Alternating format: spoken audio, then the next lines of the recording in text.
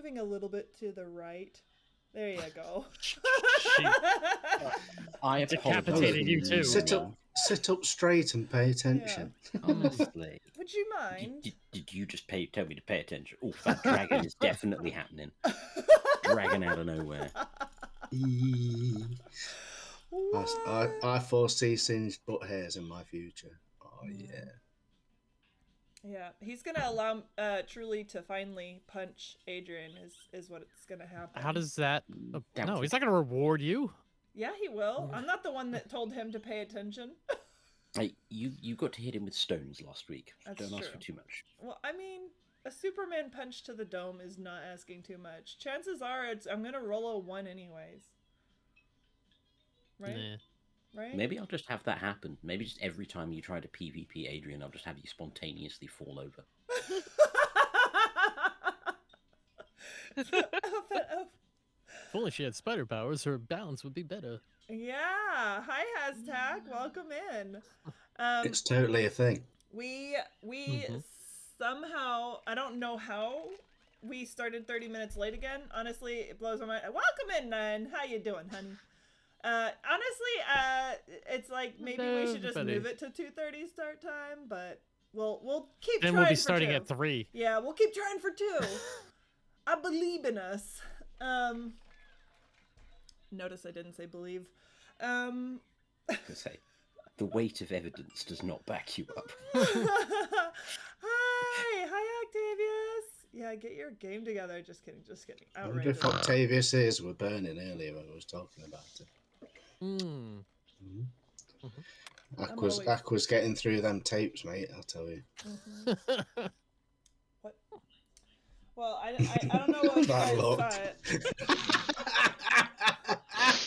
She's like, tapes, yes. I also like watching movies, yes. You can't be Superman as well with those evil beam eyes, Aqua. You're already Thor and Captain America and the Hulk. You can't be all of the superheroes. I mean, why not? Why are you complaining about it being Captain America? You literally gave her the shield. It had your family's crest on it, and you gave it to her. I'm just that kind of guy. I'm just nice. So, unfortunately, just the kind Look of at my guy shirt. Gives someone a present and then endlessly complains about it. Jagan, I gave her a good present. Why did I do that? I even offered it back. Old man privilege. Whinge about everything. Have you seen outside? Have you seen the weather? No, God, actually, we haven't seen the outside terrible. in a while. Yeah, no, we haven't seen the outside in a while. We've been in, like, this dungeon for weeks now. At least that's what it feels like. Whose fault that is? It's absolutely our fault. Let's just be honest. Let's just be 100% honest. It's totally not like we were only supposed to be in there for one session. Yeah. It's not at all. No, not at all. Not at all. Not at all like you spent an hour going down a corridor. Well, welcome in, everybody. We started a little bit late, and I actually have to get out there to pick up my son very, very soon, as this alarm goes off. So what we're going to do is we're going to do a quick introduction, who we are, and then we're going to do a very quick recap. So I'll just go ahead and take it away. Who are you, even? Hi, I'm Aladus, and I am in no way bitter about the level of attention paid by the characters in this campaign. Hi. Aqua. Me. I am Aqua. I stream. My arms disappear in this filter. Yeah, I do mostly variety, and I tend to get a little ragey at games, but they're fun. So yeah. She also does art and sells art at a store that is included in the link that is provided with that shout out there. Mucky! Who are you? Where is he? What? Hi, I'm Mucky. I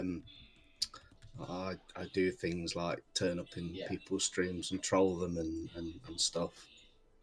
And every once in a blue moon, he'll stream Phasmo. I know. Anyway, there was a rumour that I might be doing it next week, but that's just a rumour. What? I know. I don't believe it. I With a won't believe it camera. until I see it. No. With a camera and New Jordan everything. fans No. are marking their schedule. Yeah, new You need to do it when I'm at home. Yeah. Because trying to watch stream from my phone at work is painful. Okay. Evolved, who are you even? Well, I'm Evolved Evil. I am a variety streamer here on Twitch. I do a lot of different first-person shooter games, some action games, some fun streams, and I do a lot of tech work. I used to make YouTube videos. I'm gonna be getting back into that eventually.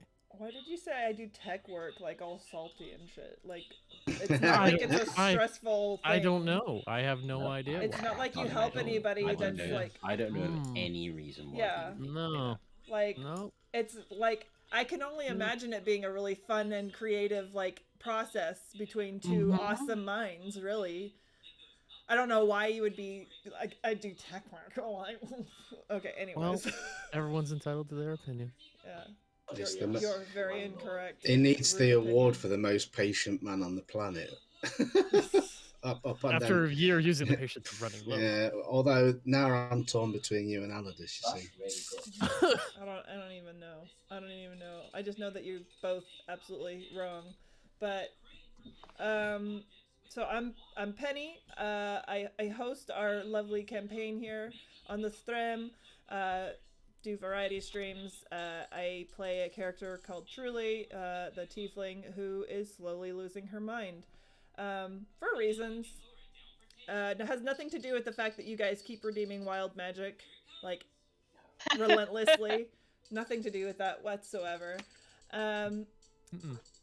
Okay, so we're gonna actually head into our recap. We don't have any new art or music to play this stream, so we're going to just go straight into recap, and then opening animation, and then session.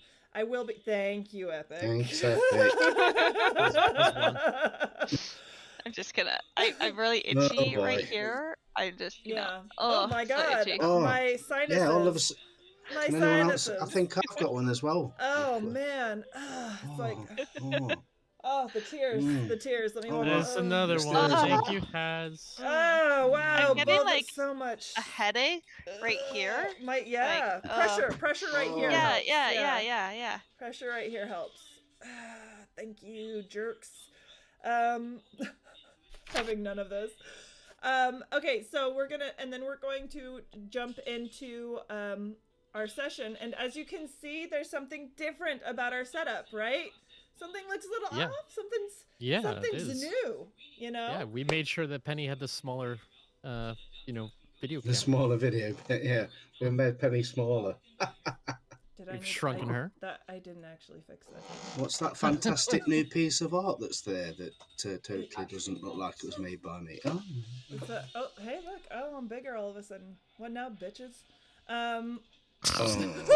Why'd you have to say something? Penny. I was going to say, don't say that to Mucky when he's got his webcam turned on. You know it'll end badly. Oh, thanks, Voodoo. So we have all three redeemed. And how perfect. How long do you think you can stretch out a recap? Oh, recap. Okay. I need let's find out, shall we? A little bit of a scoot away. Just so you guys know, we do have a surprise guest. We talked about this a long time ago, but we've had stuff come up in the way, so we finally got to a point where we're able to do this. So all will be revealed in a little bit. Yeah, special guest character. Hi, Miss In Action. Hi, welcome in. And guys, our wonderful, wonderful DM is going to do a recap of the insanity of like the last, I don't know, couple weeks, basically summing up the dungeon that we just went through. And last it was minute, massive dungeon that we went through. I need you to stretch it out a little bit so I could go get my son from the bus stop. So I'm sure Aku can talk some nonsense for 10 minutes. It's fine. Not when you put me on the spot. Unless I tell you guys about the new D&D character I made. Is it related to Time of the Wolf? You just spoiled that we're killing the mayor. God. Oh. recap, and then if we need more time, I can. Fine. Okay, so our brave and noble adventurers had entered a ruined shrine. There were some hobgoblins and some goblins encamped at this ruined shrine, who were potentially on the lookout or on patrol. Our stealthy adventurers charged across an open field for reasons that were difficult to discern and encountered a goblin patrol. Goblins attempted to flee to warn their compatriots, at which point the brave adventurers foiled their attempt to warn the others by casting an enormously loud spell that caused an explosion of sound that alerted all the enemies in the surrounding area.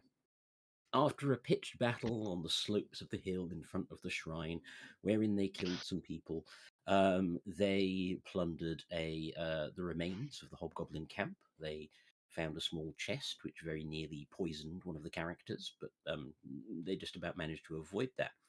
They then boldly assaulted the dungeon in the undercroft below the shrine. They entered the first room. They found some guards.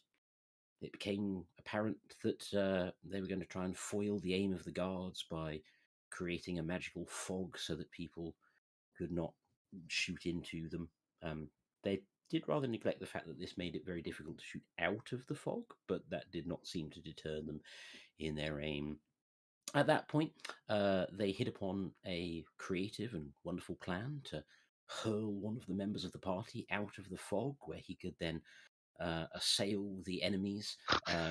He soared majestically through the air, a war cry on his lips, and a mighty hammer in his hand, and fell flat onto the floor about 1 foot outside of the fog. After the enemies had been dispatched in a loud combat that in no way could possibly have alerted any other enemies in the dungeon and allowed them to make preparations or hide anything secret that might be there, our noble and brave adventurers decided to climb the stairs and have a small sleep for about 8 hours or so before re-entering the dungeon, assuming that nothing bad could possibly have happened in the meantime. Our brave adventurers explored some other rooms, found some creepy, shadowy things to fight, found a trap which would have alerted anybody in the dungeon to their presence. They cleverly disarmed the trap and then proceeded to stamp down a corridor clad in full armor, making lots of noise, which did rather defeat the object. At this point, they entered into the ruined remains of a chapel where they found some dryads who had been taken prisoner and had been being tortured. But it's okay. I'm sure the dryads in no way resented an extra 8 hours of delay in being rescued, except maybe the one who was dead. At that point, a bad guy revealed themselves to be the potential assassin of one of our characters' unfortunately dead mentors. There was a fight. Our characters were not possessed of the greatest of tactics, nor some might say the greatest of intelligence, but still they prevailed, thanks to luck and stout hearts and creative use of spellcasting. At which point they managed to decipher a puzzle to reveal a secret door to lower areas of the shrine. They entered into lower areas of the shrine and found some pillars. The pillars were carved with ancient symbols of gods and races coming together. There was also evidence of damage created and traces of orcish weaponry and clothing. And despite the fact that the orcs did not appear anywhere on any of the symbols or the pillars, our brave adventurers naturally assumed that the orcs must have been part of this community, and everyone was happy. At which point they entered into another room. The room was suspiciously clean in the middle, at which point they encountered the lovely Cubey, the gelatinous cube, who had been alone, stuck in a dungeon for a very long time. He hadn't seen anyone for hundreds of years, potentially. And on seeing people, he was so overjoyed he decided to give one of our adventurers a warm and welcoming hug. At which point, QB the Gelatinous Cube was set upon with weapons and magic and sorcery and lightning bolts, and was reduced to a puddle of goo upon the floor. Our brave adventurers carried on. They discovered a smithy, which had apparently been used by dwarfs, but there was nothing particularly remarkable about it. So they pressed on, and they found what appeared to be a pit trap in the floor. The pit trap was about 10 foot wide. Most of our characters could jump more than 10 feet, but they proceeded to have a 20-minute discussion about whether they should jump over a pit trap or not. They all decided boldly to jump over the pit trap, and just about managed to help truly over it the one character who couldn't jump 10 feet. They carried on boldly through the dungeon and discovered another trap. The trap was 1 foot wide. Our characters had a 20-minute debate about whether they should step over the trap or not. They did, and nothing happened, thus proving them correct in their deliberations. Our characters entered into another room. There was a fireplace with an obvious lever in it. Our characters had a 20-minute debate over whether they should pull the lever. They did, and revealed a secret door, which led to a narrow corridor.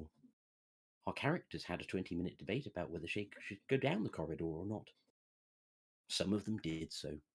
The remaining characters had a further 10-minute debate over whether they should follow, and eventually they did. They found a small room filled with ingots of precious metals and other less precious metals, which led by a secret door back to the smithy. Our characters, on finding a room full of metal next to a smithy, were puzzled and spent many minutes trying to divine what possible purpose a room full of metal next to a blacksmith's room could possibly serve. Our characters decided to take some of the more precious-looking metals and continued on their way. Our characters travelled down a corridor. They found another pit trap, which they successfully negotiated, and then found some doors, whereupon Grumbly, with absolutely no prompting from the DM, realised that he recognised his surroundings. He was faced by 2 sets of doors, one of which led to a chamber hidden away for many years, wherein the body of one of his ancestors slumbered, wearing a nondescript piece of mithril armour which he hastily donned, and a wondrous shield enchanted with magic and emblazoned with his family crest, which he hastily gave away to the nearest person who happened to want it. At that point, they made their way out of the room and found a large set of double doors, which, despite having clearly been told by the carvings from Grumbly's ancestors that he had sealed, they spent 15 minutes arguing whether or not they could open them. They were unsuccessful.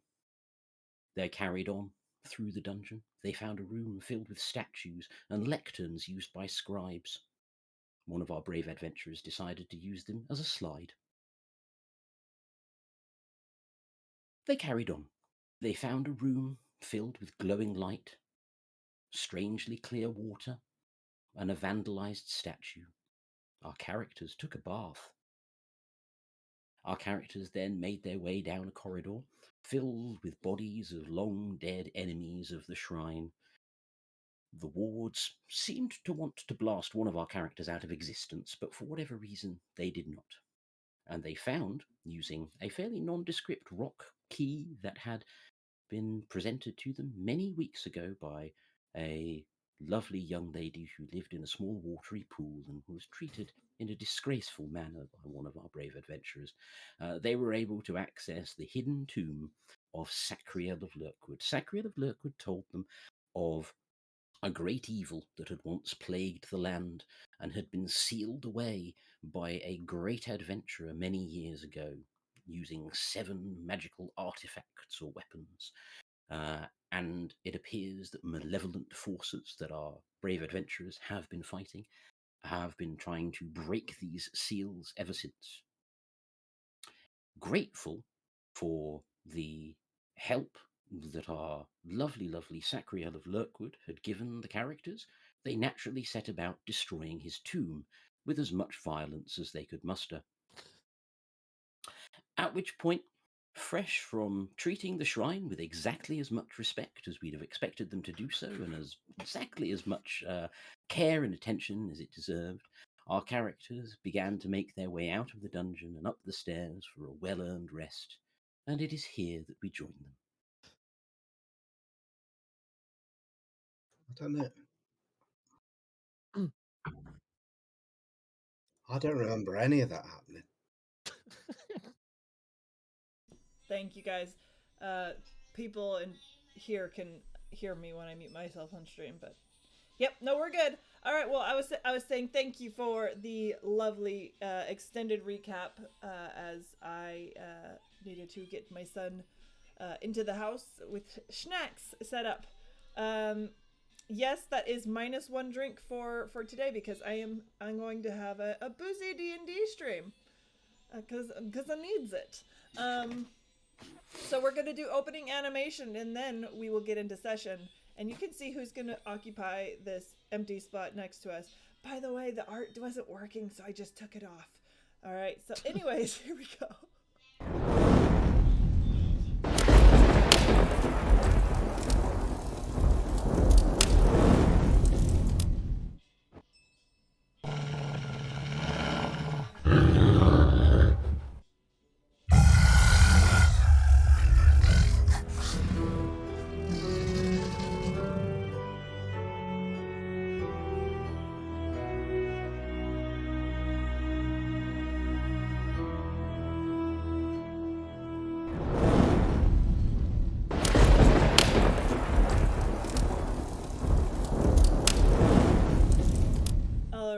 I'll just go ahead and get us started in session. And as you guys know, when we start doing active session, we will go into just talking via chat, texting chat, instead of responding with our voices. If we're rated, we'll all throw up the hearts, but we still maintain session and we keep going. Okay, so brave adventurers, you find yourselves negotiating your way back through the dungeon that you've explored, which, with your fabulous gifts of memories, presents no difficulty for you to get out of. If there were any enemies remaining in the upper levels, they appear to have fled after your climactic battle. And you're able to make your way back up the stairs, somewhat weary, somewhat beaten up. And as you make your way back up the stairs, you realise that almost a full day has passed in the dungeon, because as you make your way back up the stairs is twilight. You are able to still see, but the light is noticeably dimming. And as you climb the stairs, you notice a couple of things. Number one, as I say, you notice that the light is dimming, and you can hear what sounds like a sort of soft, very soft, very faint singing on the breeze. You also, but you're not sure where it's coming from. Almost like it's coming from the trees themselves that surround the shrine. The other thing that you notice is that as you get near to the top of the stairs, you are able to smell wood smoke.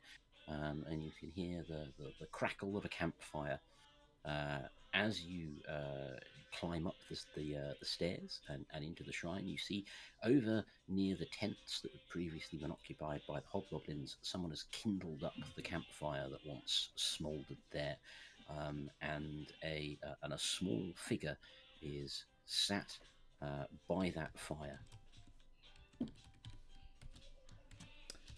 And Are they cooking any food, like bacon, say?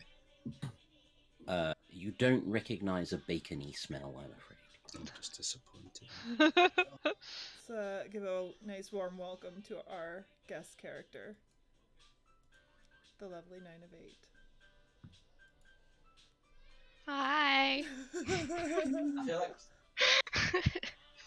Hey! Hi, Have you got any food on the go?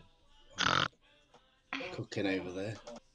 Oh, hi. I didn't know you were there. Yes, just making some mushroom stew. I told you we were quiet the entire time. That's of course you didn't know we were here. This person didn't know we were here. We've been quiet the entire time. Stealth. I'm a bit hard of hearing, sir. I'm a bit hard of hearing. No, it's because we're stealthy. What What's the matter? What? We don't even know this person. Why are you like? Anyways, hi. Why are you here? Actually, why are you here, young lady? Well, we just went down into this whole area and like cleared out some, like. Dust. A lot of dust. Well, We're the janitors. Actually, there was not a lot of dust, as there was this big glob of thing that was keeping the place rather clean, and then my buddy Adrian jumped inside to see what that felt like. It's just gonna like Yeah. put her hand on Shirley's mouth and be like, before we say too much, we should ask our new friend what their name is and why they're in these parts. Well, that's why I said, why are they here? Grumbly's just going to walk over and stick his finger in this soup and have a taste, see if it's to his liking. Please tell me he burns his finger. Sir, I am Elgar Shroom. I hail from the Nine Peaks Monastery. And my family owns a mushroom farm. I'm so proud of them. Can you please take your finger out of my stew? No, sorry. I'm just a little hungry. That bacon I smell. I've got some bacon if you'd like to add it to your You stew. got some bacon. You want, that might be very complimentary to my stew. Here. I would love some of your bacon, if you don't mind. Grumbly's going to hand over a little bit of bacon to add some flavour to this this very bland stew that Elgar's making.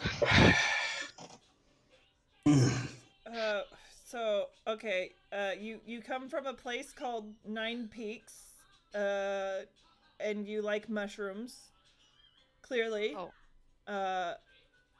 There's a lot you can do with mushrooms, lass. What? That sounds Like what? Don't let me tell you, or I want to tell you about the story of the time my sister put a yellow mushroom in our porridge.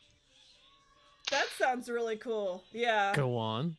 Yeah. we're So doing I was this? Okay. I was a young lad, maybe about 12 years old, and my younger sister, oh man, that brat, all she ever did was try to ruin my life. And anywho, the yellow mushrooms are known for causing a lot of flatulence, and we eat mushrooms of all kinds. It's a mushroom farm, we grow all of them, and she put the yellow mushroom in my porridge, and it was just horrible. I couldn't sleep that night. The steak. So yellow mushrooms equal farts is what you're telling us. Yes. And if you aren't careful, I've got some yellow mushrooms on here with me, so you don't cross any lines like sticking your fingers in my stew, Yeah. Sir Bacon. What's your name? I'm Grumbly, and I'm hungry. Yeah. Don't I worry would about like to giving say us it's a extra pleasure to meet toots. you. We're covered. He's gonna now look off to the side. Backdoor friends. He's like, stroking his like short little goatee, like.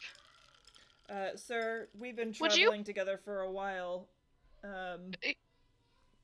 Don't worry, we know what stink smells like. We're covered. So would Especially you after guys Fish Lady. perhaps be an adventuring party of lots of skill level to maybe perhaps help me out? I can't make any promises about the skill, but we could help you. I mean, I see two tieflings, I know. a man with freakishly long, pretty hair, and Thank you. a dwarf who smells like bacon. Mm-hmm. What Well, have thank you you. to say about yourselves? That you summed it up pretty well.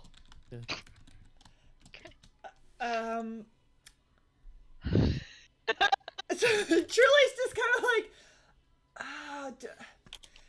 and she's gonna See- kind of like go, like kind of do the turn to Demaya. Do we want to take this on after everything that just happened, or do we want to just like sleep for a week or so? Just What just is digging your up some purpose bacon here? for this. We're just heading up towards the mine. Oh, I said too much again. What is it? What is at the mine? Nothing. Just rocks. We like rocks. Rocks. I love dwarves. Dwarves love rocks. He's a dwarf, and we want to go look at the rocks there, at the mine in the mountain. What?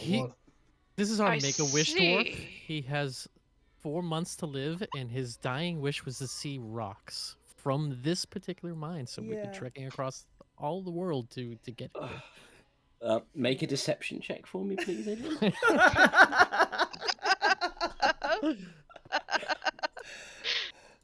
I like it. 20. That's Did- 20. Did Aldous want this to be a smooth process? Um, Yes. Is it going to be? Elgar, these people seem pretty genuine. Yeah, that's an 18 from me too. You can make it. Oh, you we've can all make got to do that. you can haven't we? make He an continues insight- stroking you can his make an tea, insight he's- check if you feel that Elgar would be a little bit more suspicious. Okay.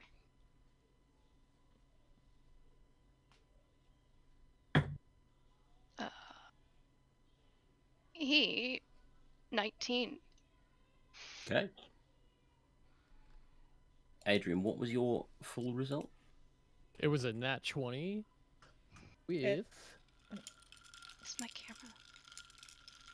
It plus might 3, be- so 23. It might be the lighting in there. Elgar, these seem pretty convincing. But with your 19 for insight, you're still you could still potentially be a little bit wary, even though they seem convincing. So it's up to you how you want to play that out. Asking all suspiciously, leaning over on his quarterstaff like it's a cane. He's gonna. What is your purpose in the mine, please? I would like to know, because I may be willing to trade my services as a monk, and I tell you, I am quite nimble for my age. Yeah, you look it, sir. And so, if I help you in the mines, would you help me find the missing people from my monastery? I mean, Just gonna sigh really, really loudly and just be like, I am so done helping people. so, Well, she seems like quite a nice lady. Grumbly's just gonna roll his eyes and sort of sit down at in the camp and kind of sit back and kind of watch the fireworks go off. So Truly's gonna be like, I mean, she's fine. She's just, had a rough go of it. She's also needs to have anger management, which we have been trying to work on, but honestly has not been going well. My anger is fine. My anger is completely fine. It's really not. It's really not. It's fine. It's fine. Honey, it's fine. I'm telling you, you don't get to blow everything up every time you get a little bit angry. I'm just. The tomb's still standing. It didn't blow everything up. That's why we're bringing her to the mine to blow some stuff up to get access to rocks that we probably wouldn't have access to for our poor dying Grumbly. I like rocks. You're gonna see Truly just kind of like.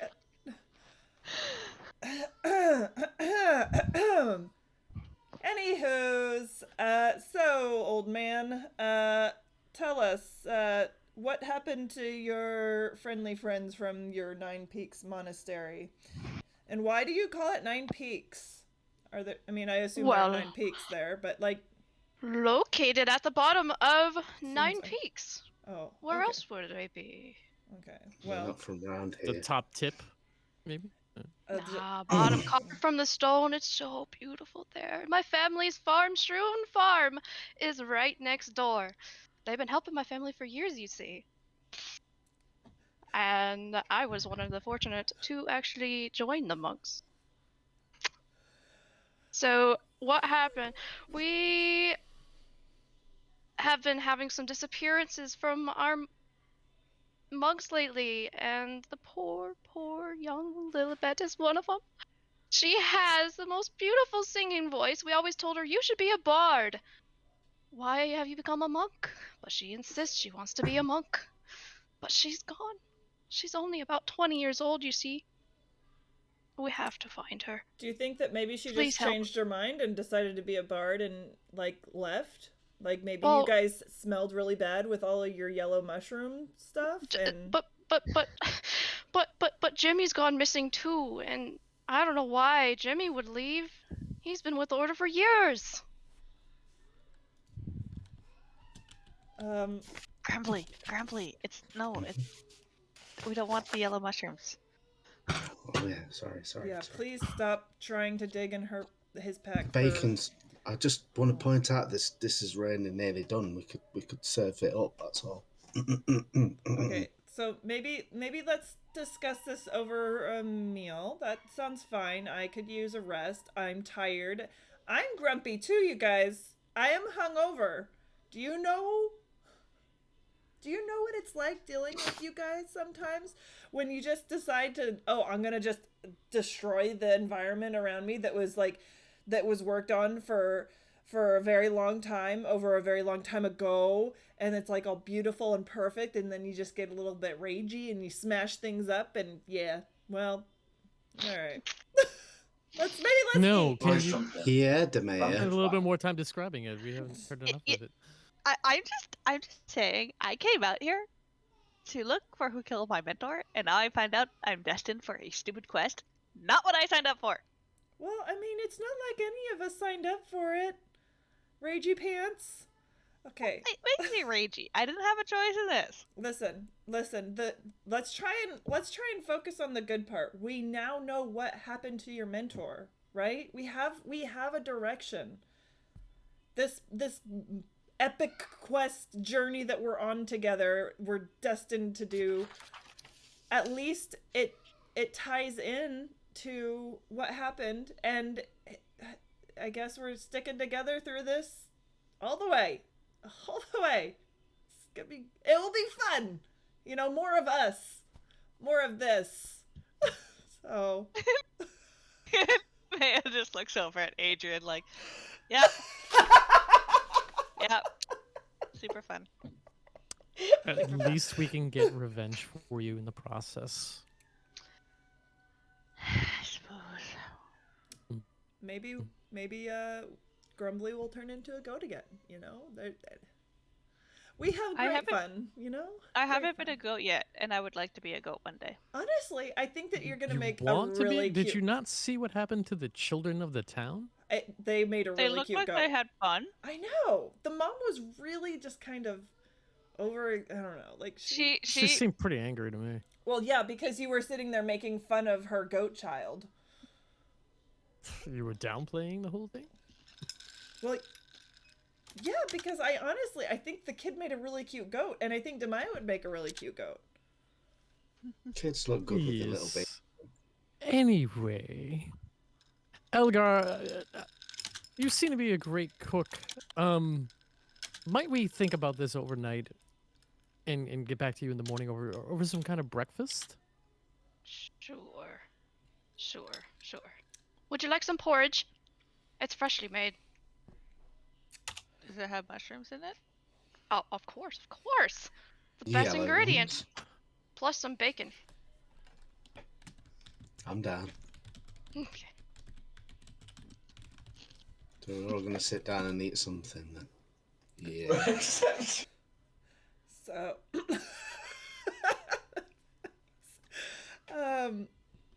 so Truly's gonna sit down and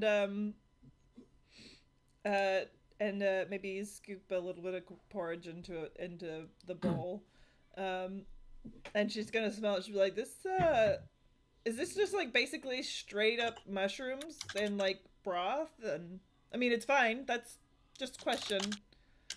And are they yellow mushrooms? And she's gonna look over at Grumbly. You You be careful about insulting my porridge. There might end up being a yellow mushroom in there. So there is yellow mushrooms, and she's gonna slowly pull Grumbly's pull away from him. He's just gonna be like. Mm. He's gonna be like, well, why would you think that? You eat your bacon, and I'll give you some bread and fruit, okay, from my pack. We're just gonna keep this away from you for reasons. He has a sensitive stomach, very sensitive stomach, That's why he's dying. and we have sensitive Who noses. has a sensitive stomach? Our wonderful friend Grumbly here. This. Oh, by the way, I'm so sorry. My What? name is Truly.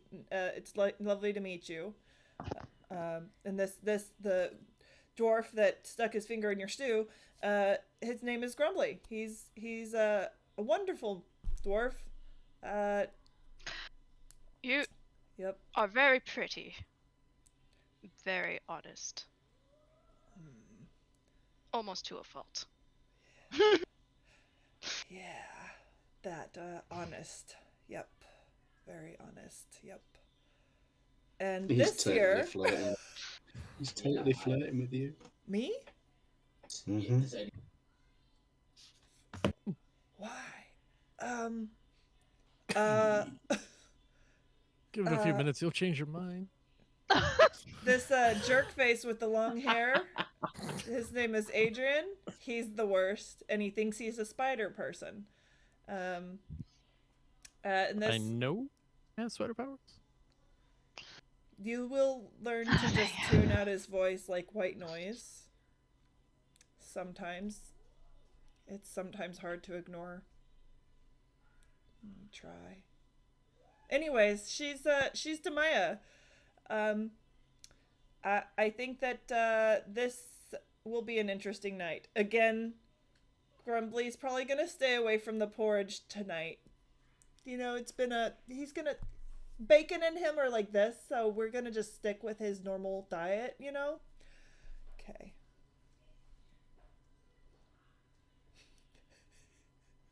Yeah, I'm going to pass on the porridge. Suit but, I yourself. look More forward to porridge for some, me. some breakfast in the morning while we discuss and decide what we're going to do. But I bid you all a good night.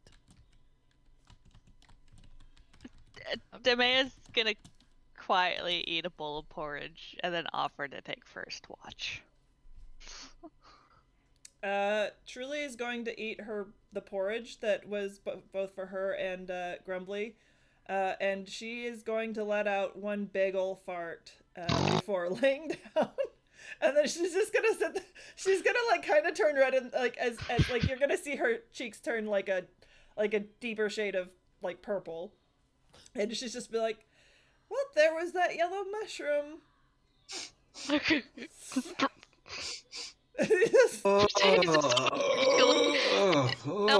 Elgar's gonna giggle hearing the farts from Julie, and he's gonna go sleep in his, little bedroll that he laid out for himself by the fire.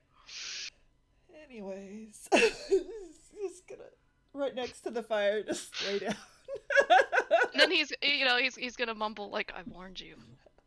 You might want to turn insult my facing mushrooms. towards the fire, Truly, because that smells flammable. When you insult the mushrooms, you insult my family. Oh.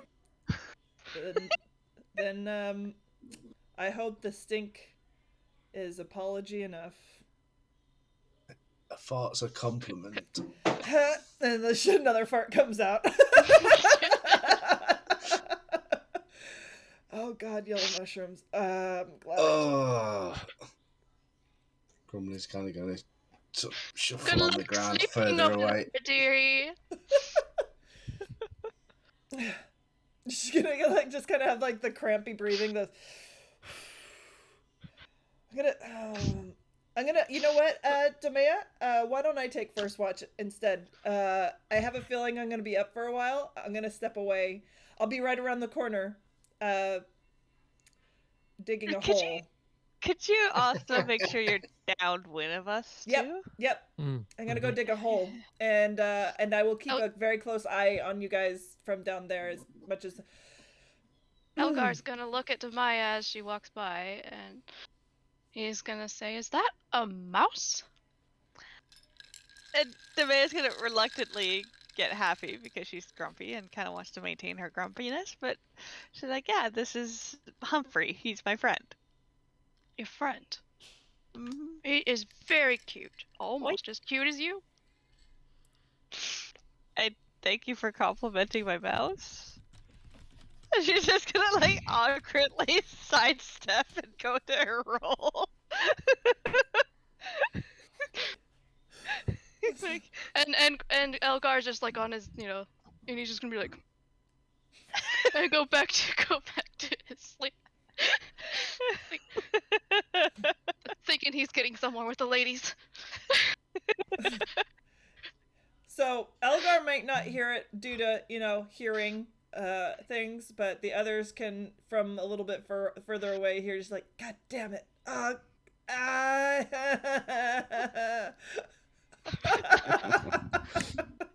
every time Elgar hears anything, from Truly, he's just like laughing a little bit.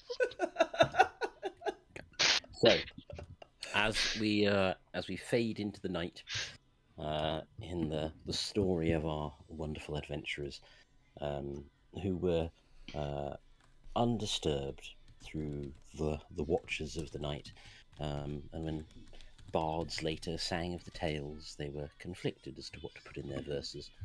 Perhaps it was the song of the dryads that kept the woods peaceful that night. Perhaps it was the natural fear that the monsters had of going near such a brave adventuring party who had vanquished the forces of the wolf at the shrine. Or perhaps it was the aura of yellow mushrooms that rested heavily about the hilltop. Who can say what the main cause was? All we know is the dawn broke the following day over the hilltop, and the shaft of sunlight speared through the trees. They encountered a well-rested, slightly gaseous adventuring party gathered around their mushroom porridge. Oh,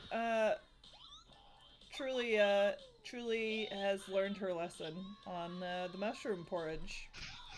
She's taken a hit for the team, and it didn't feel good. After Did her, you bury that, by the way? Because there's a bit of a... it is. I did a deep hole in there. Deep. Yes, as Mhm. deep as possible. We are good. Although I will say, and you washed your hands. well, obviously, I'm not a monster. Just checking. Did you wash your Grumbly? Did you wash your hands before you stuck your fingers in his food? Thank you, Demaya. Yeah. I'm gonna say that is bullshit, because we were with you from the like every step of the way. We had a rest. We had a bit of a rest when we came out from the temple bit. I washed my hands then. Why is there a secret there? Who's going to sit I on feel that like secret? maybe we saw everything. Anyways, this isn't important. Listen. I did have a couple of moments to spare some thought on what you were saying, Elgar, about your missing friends. How far off from the mines, if you're aware of where the mines are, how far off from the mines are these 9 peaks, if that's where we need to go look for your friends? Or was there a trail that led you here, of all places, from Nine's Peaks? Narrator's voice. Elgar explained that he had been travelling for many days, and that the 9 peaks lie probably 2 weeks south of your current position. Okay. And I'm assuming you're here because this is where the trail led you? Yes. So, I really am just out searching for people to help me, because as experienced as I am as a monk, I need some help, I have a feeling. this is going to be more of an adventure than I realize. And so yes, would you be willing to be that party? I'm game, but no There's a more classic camera idea. soup Can't for do that. The server room. Missy. I have no issue. I can definitely help. I think the mayor could probably do with That letting door- off some that door fully closed from with the Steam. door at the back. So this sounds like an I was easy hoping adventure. a lot of steam going to the mines, but okay. How about this? I can help you at the mines first. Do The one more mile the merrier. north, it's just We can do that. Alright, so it's decided then. You're gonna see Truly kind of do that lean over to Demea, just be like, "Do you need to go punch something before we go? I mean, I understand. I don't know. Just like, maybe run in circles, like do some laps. I feel like, hey, let's do some exercise, guys, before we do this. Let's do it. Let's do a lap or two. All right. Grumbly's going to give Truly real stink eye. Yoga? Truly, oh my god, no, me Demea, you Truly. Indeed. Indeed. Demea's gonna be like, I just want to kill more culty people, All right. or get answers, or both. Listen, Demea, I'm all for, like, getting all that out in the way of defeating our enemies. Totally get it. Totally here for it. But I'm gonna need to maybe approach you about taking some drugs for, like, when we're not actually fighting people.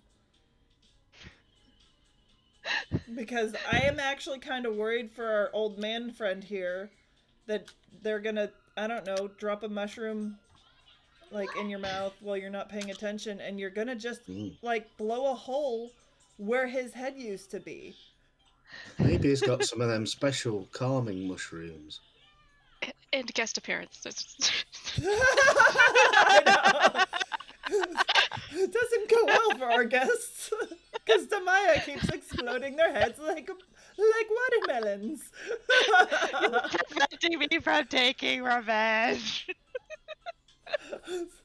Listen, I'm gonna help you with revenge, and it honestly sounds like a great adventure. I'm actually getting really excited for it.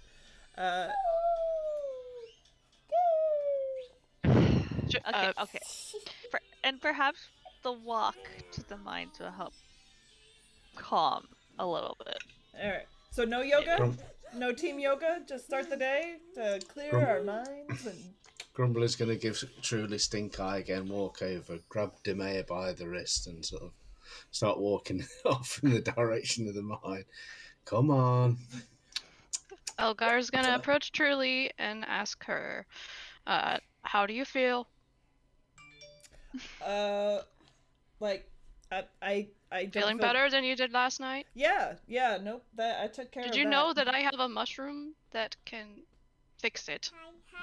Thanks for letting me know. Yesterday when. You betcha. Yep. Cool. This is gonna be fun. I can tell. This is gonna be good.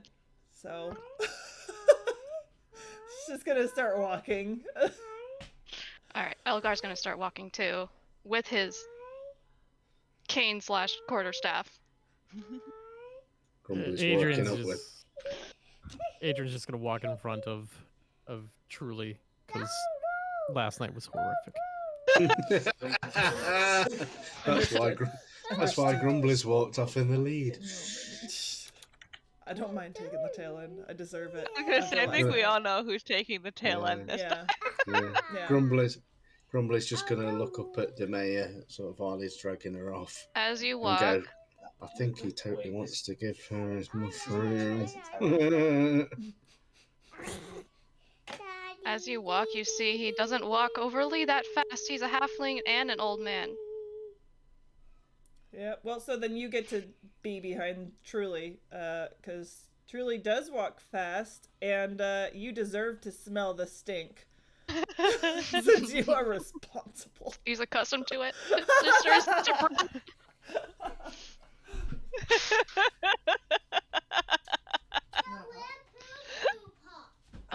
want a pop? Okay. And as Oh as dear. you walk, and he's just like, he's walking slow, and then he tries to catch up, and then he's walking slow, tries to catch up out of the stick. Nevaeh's gonna be like, take a deep breath and turn around and be like, would you like me to carry you? No. That is an insult, young lady. I can walk myself. I have been training in the monk's ways for years.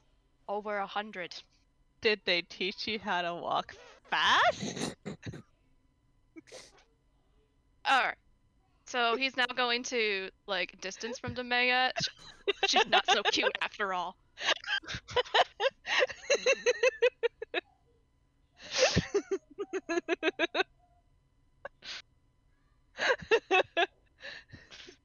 She's not normally like this, honest. Take your word for it, Sir Dwarf. Just gonna pick up the brisk pace. Yeah, Adrian's just Try gonna. get a more tight grip on Demeter's wrist and just walk her off. Come along, man. Come on.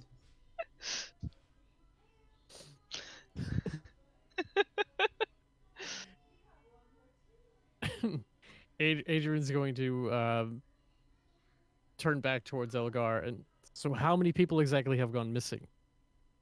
And 2. over how long? Let's see. Lilibet was the first disappearance about 2 weeks ago.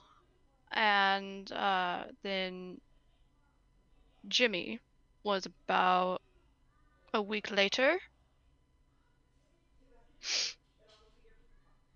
So just the two. Did they,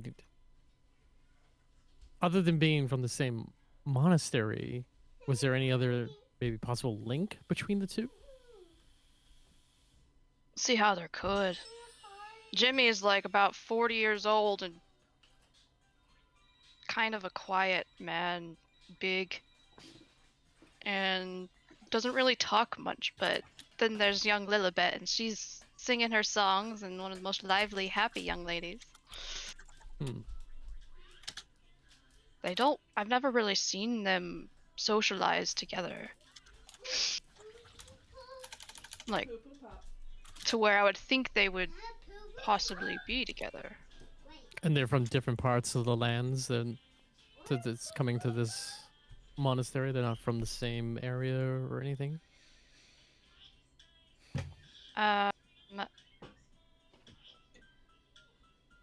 I'm so sorry. What was your question? Are they from the same area? You know, they've come to that monastery to become monks, but have they come from the same area, or are they from different parts of the lands?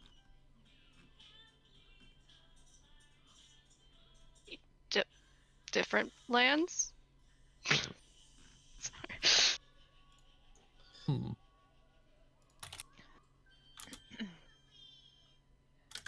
Just trying to figure out if there's some kind of link, maybe hidden link between them. Maybe it's he's a Goliath. She's an elf.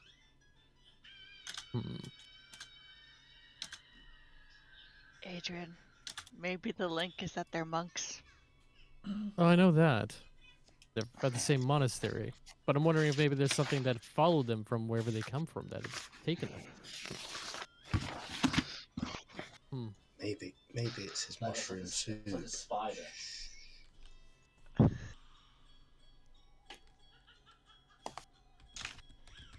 think I'd leave the monastery if that's Toot's soup every day. Toot soup. We make our way to the mines, and we'll talk more later. Yeah, because that always goes well for us, you know. Always prepared. That's what they say about us. Our lovely group is always prepared for anything. We never falter or fight or get yeah, well, that's new. I don't know. Remember Demea's boyfriend before, he was killed? Ooh. Didn't you make him stink? No, wait, that was me. Yeah, that was me. you. You made me Yeah. stink. Bring it Yeah. up. The man's Yeah. gonna like rip her hand out of Crumbly's grasp and just like march forward and just be like, Who's to say that it was me that made you stink? Honestly, you don't Oh, we always know. bathe. That's not true. How do you think I meet my friends? Do you have friends? Do you have I consider friends? you all friends. That's not how we met, honey. I'll tell you that The much. Naiad was a friend of mine for You were so rude little when while. we met. We could have been friends right off the bat, but you're kind of a dick, when you meet somebody for the first time. I'm gonna just say it. You're Yes, you're a bright cherry blossom yourself there. well, I will listen. Didn't you ask Demaya up there? Wow, she's starting to get smaller and smaller. Is she running at this point? We should probably go catch her because I think she's just gonna angrily blow something up. Yeah, okay. You can just see Grumbly's little legs going as he's trying to keep up with her. Like, He's gonna run ahead. Demea, everybody's following you. You best make a survival check. oh no. oh Angry survival check. God help anything we bump into now. These always go so well. That's true. You know, I just I mean, need to move my I mean, insane it would have been really easy if someone had, like, I don't know, like given you some sort of map to follow, But this is just. I thought that's what we were doing by just generally heading in the right direction. Yeah. survival, right? 17. Grumbly hoping that there'll be like some sort of you have strayed from the proper path alert just start flashing in the sky somewhere. You are going the wrong way. I'm just hoping we fall into a marsh area. That's all. So, well, thankfully, apparently, head towards the big mountain is the sort of instruction that Demea can follow, even when cross.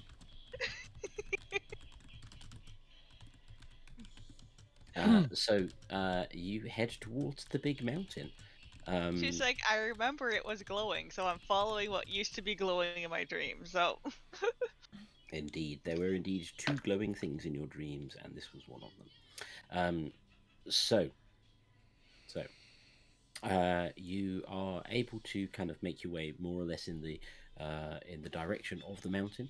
After after about half a day's journey through the woods, you pick up the trail again that is used by the miners, the sort of rutted cart tracks either side of the sort of grassy sward down the middle that cuts through the woods, and that speeds up your journey considerably. Within sort of by the end of the day, you have just sort of essentially started to reach the foothills where the land starts to rise before you get to the mountain slopes itself.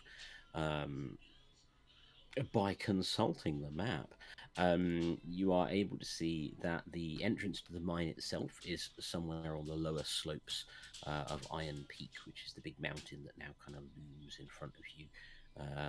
Sort of white snow-capped peak, and sort of very sharp, grey, craggy sides. You're just essentially getting up onto the point where the land will start going up a little bit more steeply, and you can see that not too far ahead, within a sort of couple of hours walk or so, the path begins to sort of take switchbacks up the mountainside, but it looks like from where you are, even going up the hill, you're probably within half a day's journey of the mine, but the light is now again starting to draw in, so it is up to you whether you want to press on in the hours of darkness, or whether you want to rest and see what the situation is the following day. Anyone tired? Need a rest? Maybe we There's should way more approach- energy in this old man than you'd think. I'm good to go. I've heard about your energy levels. Mm-hmm. I'm drinking mucky. Yeah, that's dangerous in this. So Truly is gonna say, look, we in the past have tried to do some adventuring at night, and it ended up with getting me bitten by a werewolf.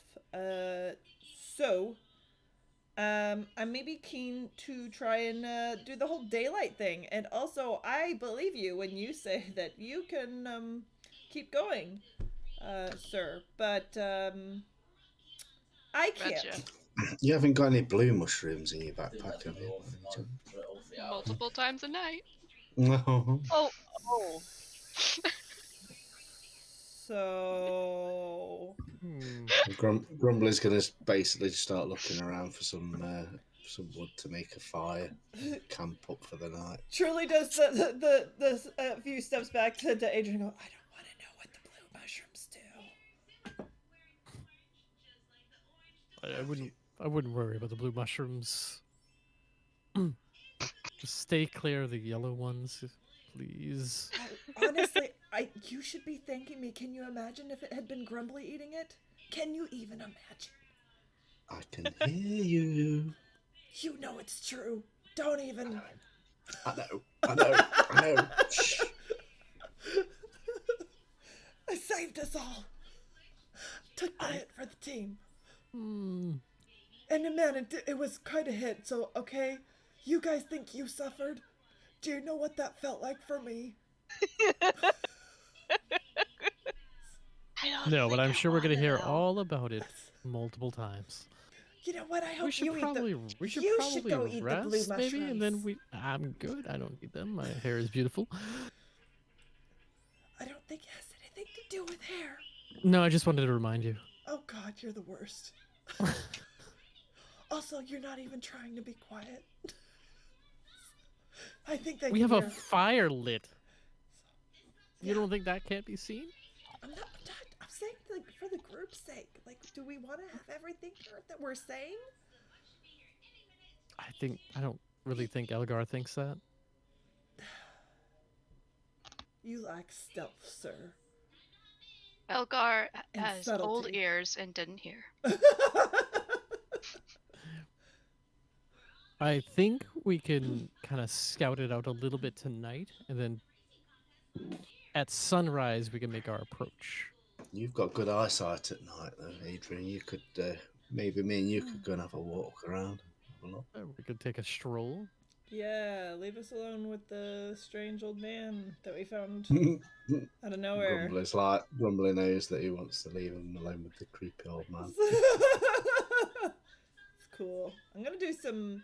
You know what? I'm gonna do some stretches, and try and remember that song that my mom used to sing to me when I was younger to make me find my happy place. I don't know. She's gonna just start doing stretches and like kind of hum a tune to herself to try and get the lyrics back into her head. And Nevaeh's just gonna like have Humphrey in her hands and just gently pet his head and be like, trying to find some relative moment of calm-ish. Demaya, you should Okay. you should do this with me. I swear it helps. Calm breathing. And Nevaeh's gonna like let Humphrey go back into her hair and slowly walk over and be like, "What do I do?" All right. Let's try some stretches. And she's gonna try and lead into a stretch with the arms in the air, the leg in front and leg in back. Take calming deep breaths, and then she's gonna go back into humming to try and remember. Grumbly's going to look over at Elgar to see if he's checking out these two tieflings doing lunges.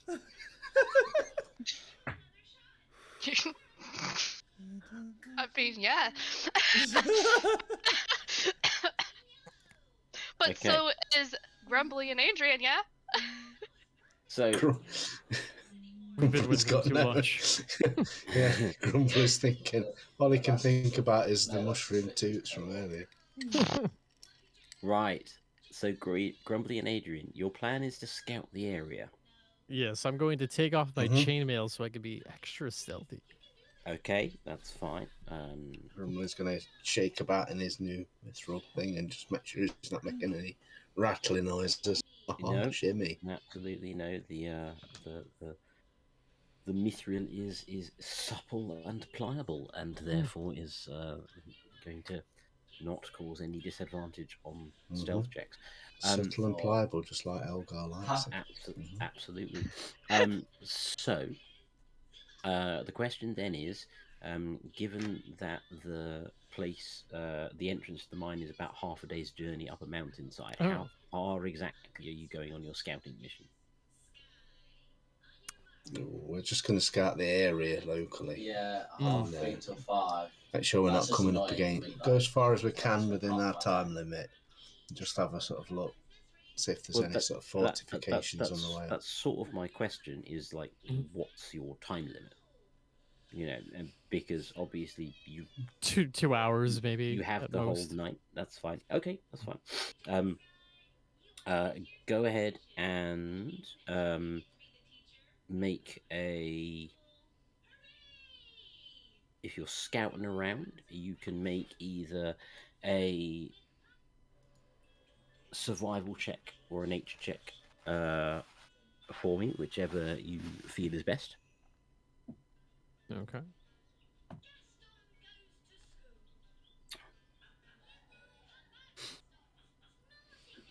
Ooh, 14.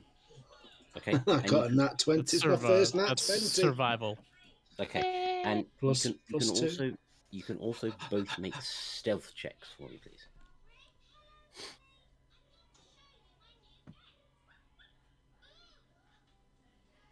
$17. That's 13. Okay, that's fine. So, the rest of you around, sort of in the area where you're camping, once these two have gone out of sight, you kind of you can't hear them. They're obviously doing quite a good job of moving stealthily. You kind of spot them once or twice as they're sort of moving between boulders, but they very quickly blend in with the scenery on the mountainside. As you're both scouting about, Adrian is having a little bit of a difficult time. The light has faded, and whilst you do have dark vision, Adrian, it's a rocky area, and any sort of tracks would be quite old by this point. It would seem. I mean, no one's been seen from the mine in quite some time. And therefore, there isn't kind of any, any kind of heat to detect. You don't see any blood on the ground. You don't see, anything sort of obvious, scattered by the trail or anything like that. Grumbly is a little bit more experienced, not necessarily in terms of tracking, but in the ways of stone and that sort of thing. And he's able to pick up that this road has recently within a couple of weeks or so, there seems to have been regular traffic coming up and down this road, and where normally you'd have expected most of the traffic on this road to be sort of oxen and carts and the sort of the kind of work shoes of miners who work underground, that kind of thing. There's suddenly evidence on the top layer of substantial booted feet, and also smaller footprints, which Grumbly's dwarven eye recognises as goblins. Hey, Adrian. There's some more goblins up ahead. I think Demair's going to have a good time. I think so. Maybe we should go back to the camp and let them know of our findings in the morning. I Relieve agree. them of their watch. Yeah, I'm sure Elgar's finished by now anyway. Let's go back. Yeah, sure. So we're going to head back to the camp. That's fine. So you arrive back at the camp in 2 hours out, 2 hours back. You would still have enough time across the night to get your 6 hours long rest in, so you're absolutely fine. So we will then cut to the next morning, at which point you are able to impart all that you learned to the rest of the group. Hey guys, Adrian's got something to tell you. Oh. Yes, I think we have a small journey ahead of us, but we did notice that there were some tracks leading in the direction of the mine, and they looked, according to Grumbly, they looked like goblin tracks. Oh, Goblins. tomorrow's Yes. gonna be a good day, Demaya. You get to get Mhm. that Oh, rage yeah. out. The Pow. Pesky goblins. Oh, yeah. Yes. You don't like One them too either, many Elgar. encounters with my quarterstaff. That.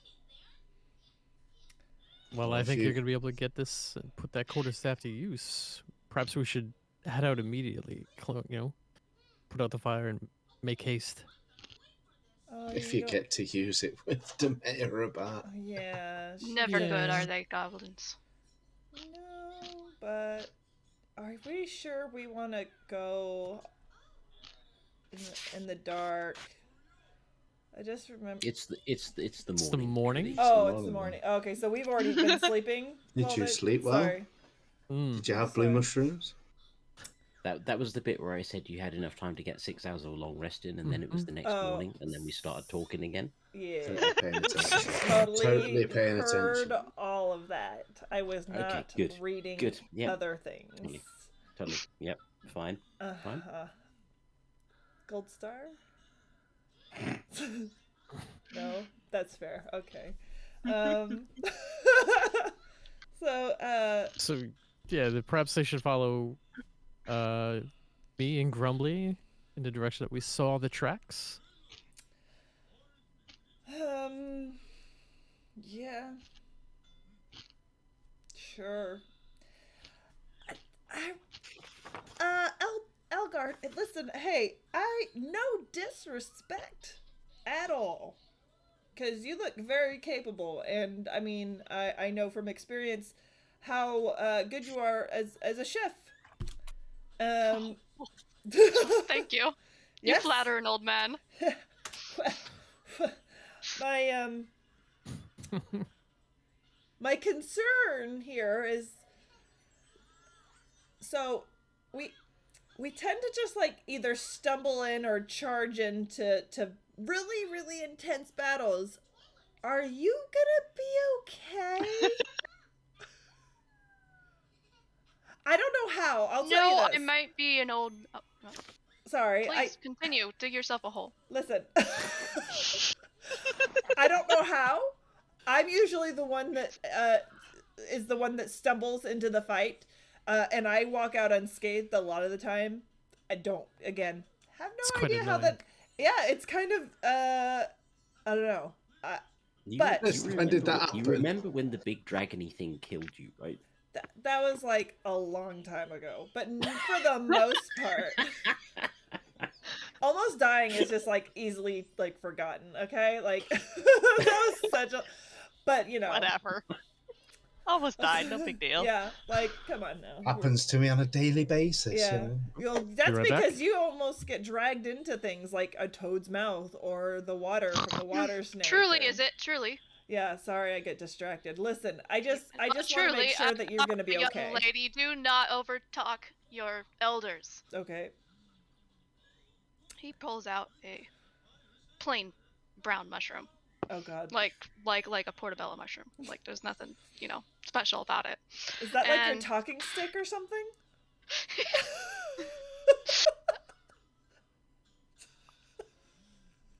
Take this; it might help you with your attitude.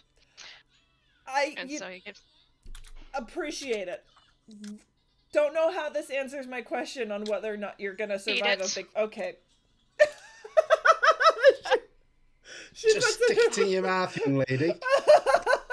He's gonna look over and grumble. Not as pretty as I thought. Oh my! And Gara's not as interested in you two now. And Okay. when Elgar turns to Grumbly to whisper that, she's going to very quickly put it in the mushroom in her pocket and just be like, this is, thank you. Oh, Gulp. no. Truth is it's nothing more than like a portobello mushroom. It's not going to do anything. She's- It's just a mushroom. Her stomach objects. Truly make a wisdom saving throw. Oh no. Oh, no. No. That's a 7. Truly, you're convinced this mushroom has medicinal properties. Because this old man just seems so genuine about it. Yes.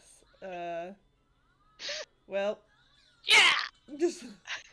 So she takes it. She's like, "Thank you." This stream brought to you by the Mushroom Corporation. She's gonna be sweeter now, right? She's like chewing it. She's like, "This isn't cooked." Uncooked mushroom. Yeah, and then she's like, "There's still dirt in it." The finest soil from Shroom Farm. Mm. I personally like a little dirt in my mushroom. It adds some spice. You guys, backpack wine. We have Almost one. say of wine.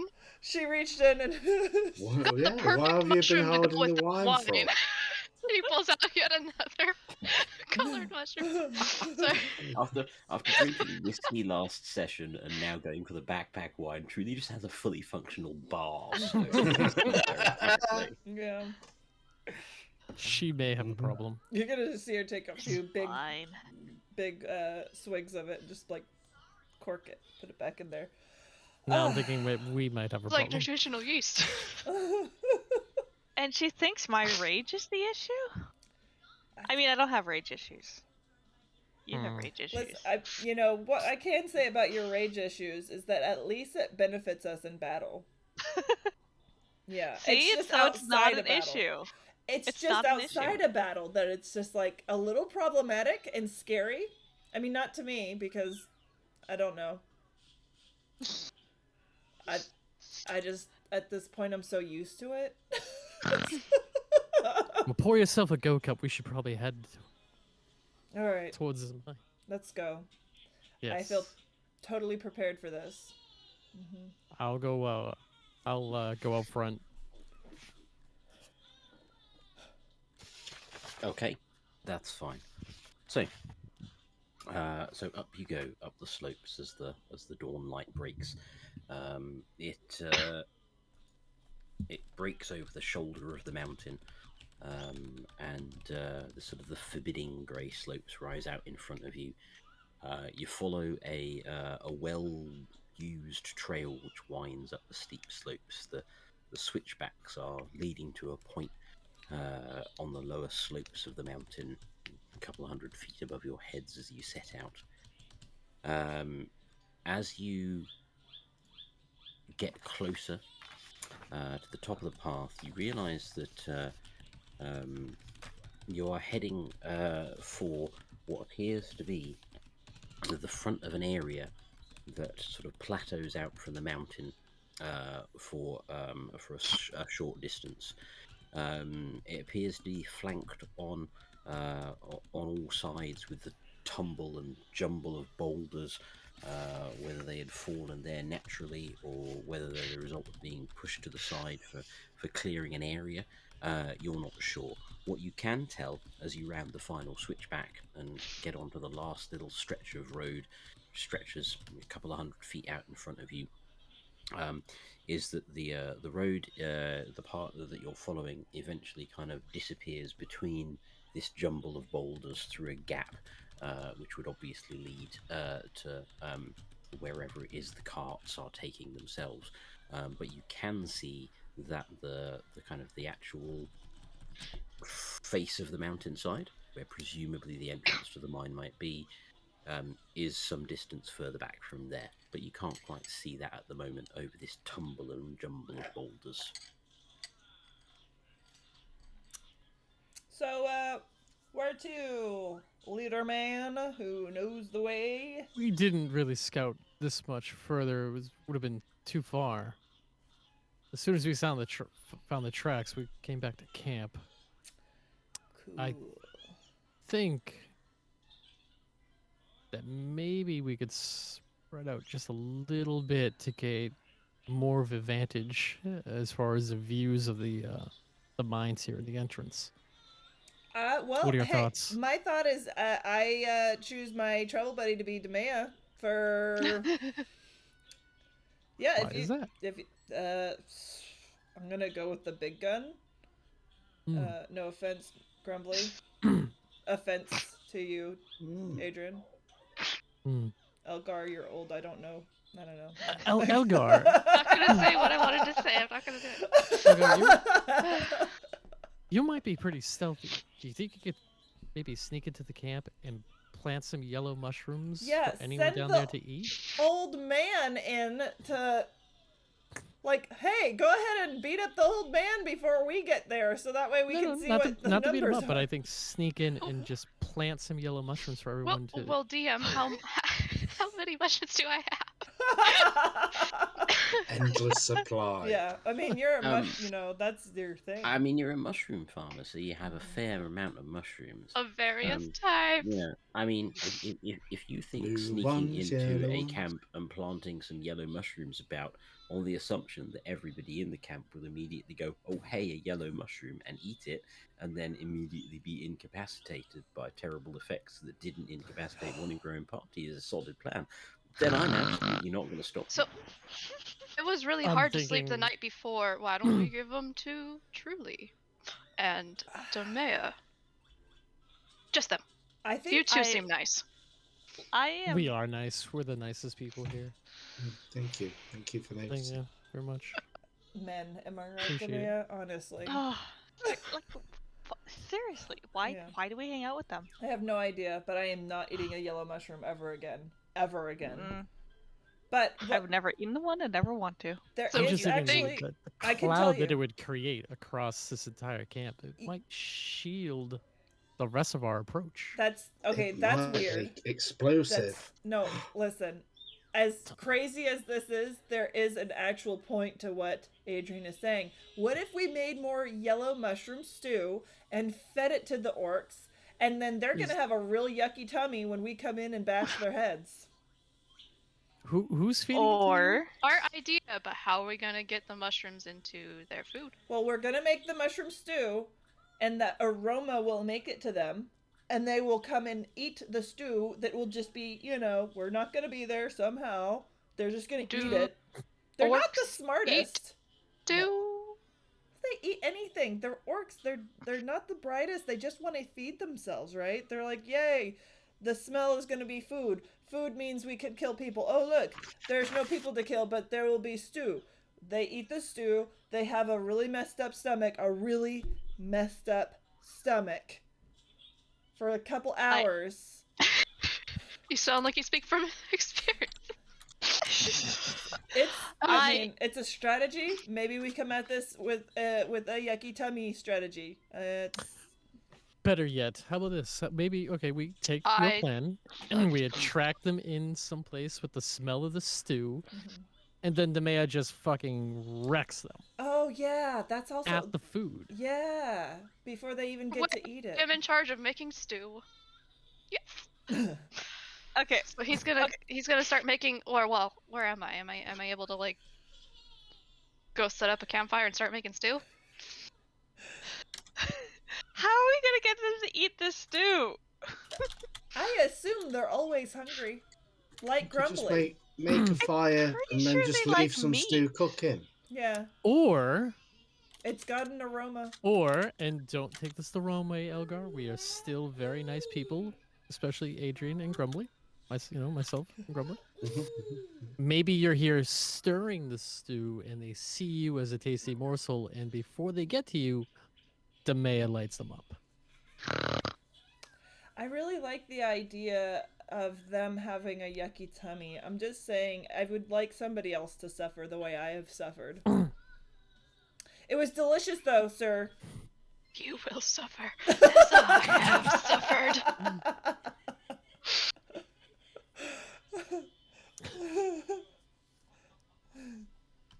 Okay, I have another idea.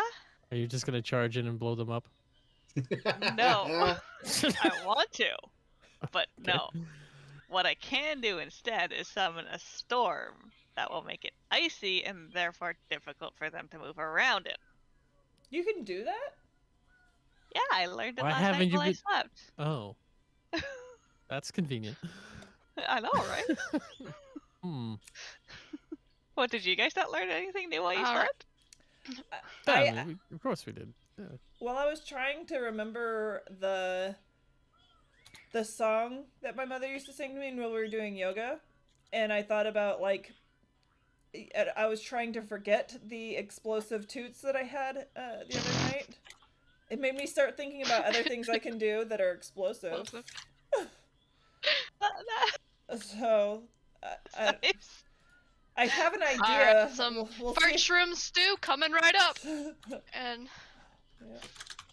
Yeah. he's gonna start making some stew. I lettuce. So you're gonna light a bonfire, yes? Yes.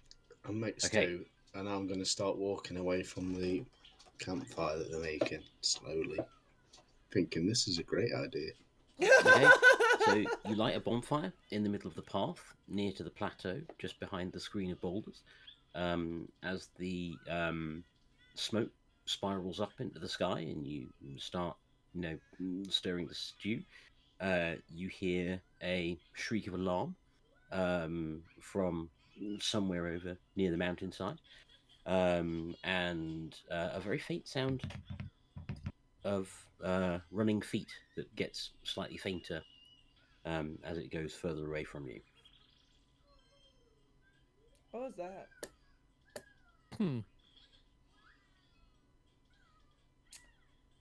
So that was What? unexpected.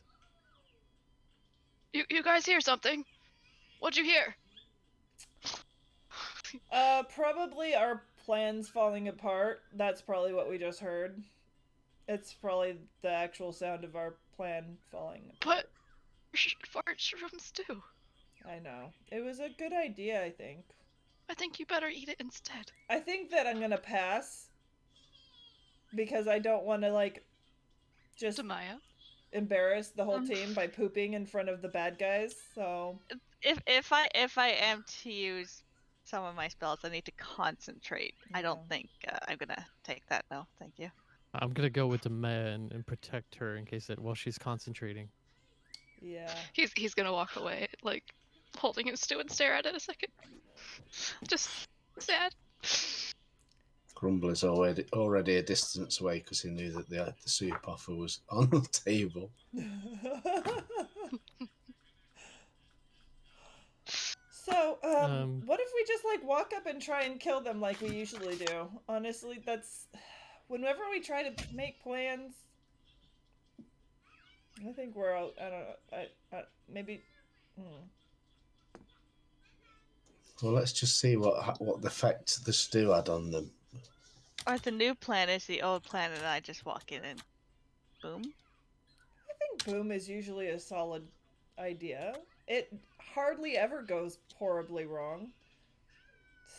We're still alive. Yeah. Can Grumbly stealthily look over the where the orcs were to see what's gone off?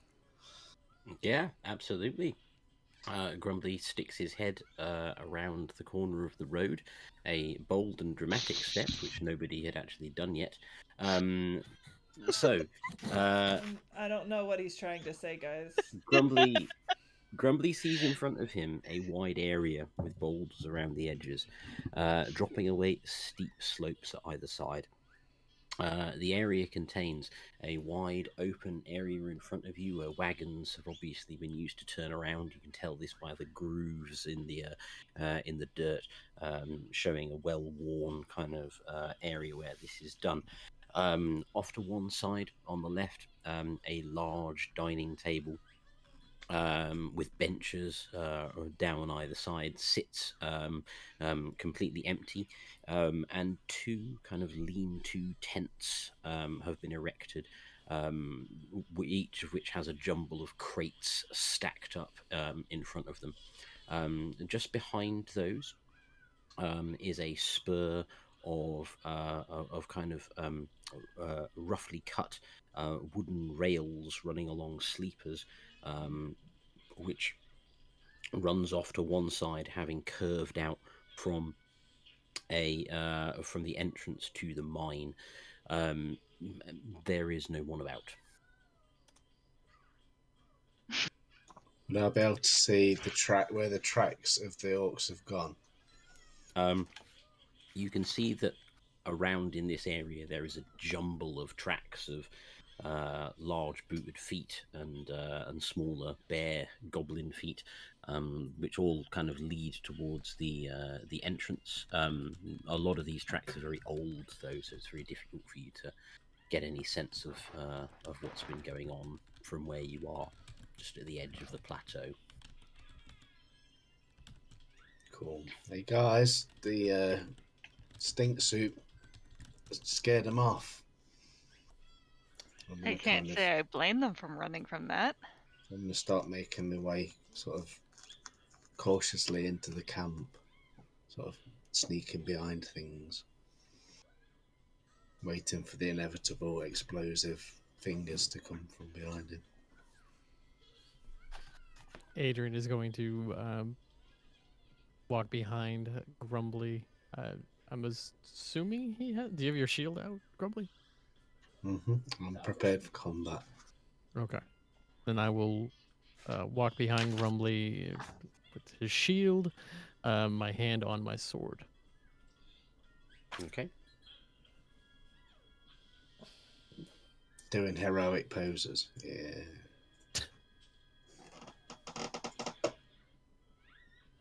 Fair enough. Okay. The two of you make it across the open area to the area with the tents, with the crates, and towards the entrance of the mine without encountering anything. I look back to the others and kind of motion them along, just kind of waving them towards us. Truly is going to not really make a huge effort in being stealthy, but will just quietly walk up to them. She's kind of has like this kind of like phase of just like, I think our chance of opportunity, like of being like surprise attack has kind of gone off anyways. Maybe we should just like talk to people, see if that might help. Who knows? I think we should push into the mine.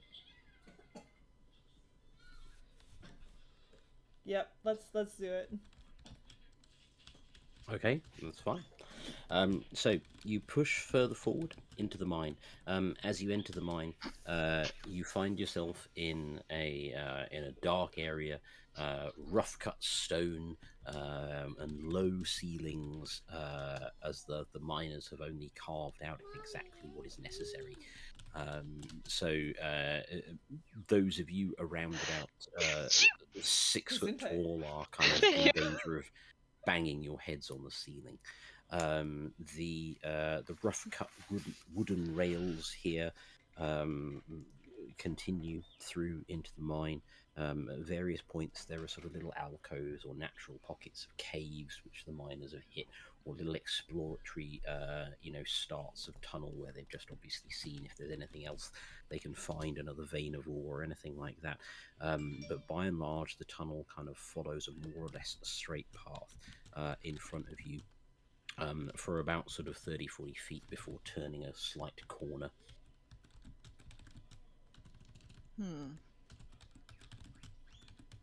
We continue? Yeah, Yep. we can sell. We're How going to go in. so? Grumbly's going to just keep going forward very cautiously behind his shield, And I going will, from one bit of cover to the next. and I will follow right behind. Okay, that's fine.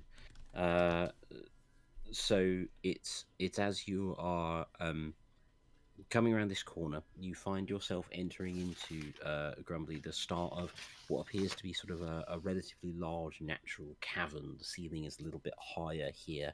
The walls are very uneven, but they spread out from you in kind of either direction. There's one or two sort of pillars of rock, that sort of thing.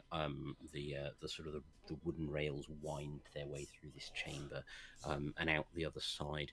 There appears to be a tunnel carved off to the north as well, and you just catch a glimpse of what looks like a wooden door at the end of it. Before, out of the corner of your eye, you think you catch sight of something that moves and just quickly hides behind one of the rock pillars in the room.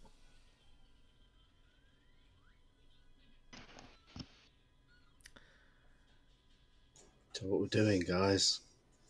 Grumbly's kind of just shuffling up with his back against the wall.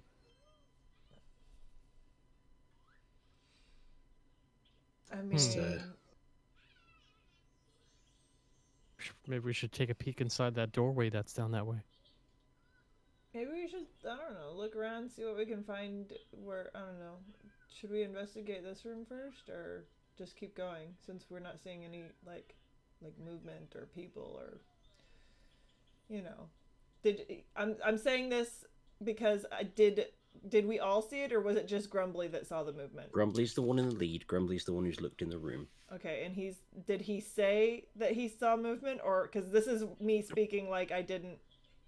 Yeah. Grumbly, did you communicate your potentially seeing movement in there or? Yeah, Grumbly's going to turn around and go, I think I saw something move. Oh. Okay, well then maybe This we is, should and he's search it. kind of is still shuffled up against with his back against the wall with his shield up, kind of looking. Yeah. Can't quite make out what it was. But he needs better eyes. All right, so maybe we should go in a little bit carefully here. This place might be trapped at this point. I'm thinking they might know that we're here since, you know, we alerted them with our mushroom stink. No offense. Where did you see the movement, Grumbly? That way over there. Adrian's going to take out his sword and he's going to walk over to where Grumbly directed him. Okay, This is gonna be as you fine. round the corner, along with Grumbly, who is just sort of slightly peeking around the corner, you hear a shout, and everybody needs to roll for initiative. Oh, of course. Truly rolls an 8. 18. And then goes to pee. Ooh. 5. 21. Nice, also good rolled an 8. sign. It's a sign. It is a sign. Okay. Sorry, Grumbly, what did you get? A 5.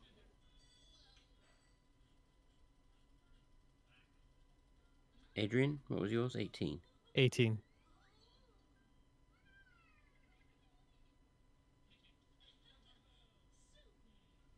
Okay, that's fine. So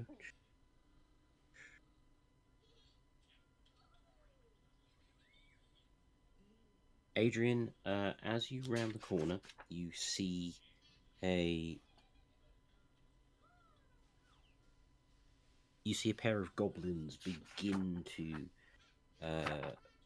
sort of stage what they hope was going to be an ambush from behind this pillar of rock, as they sort of start to ready spears.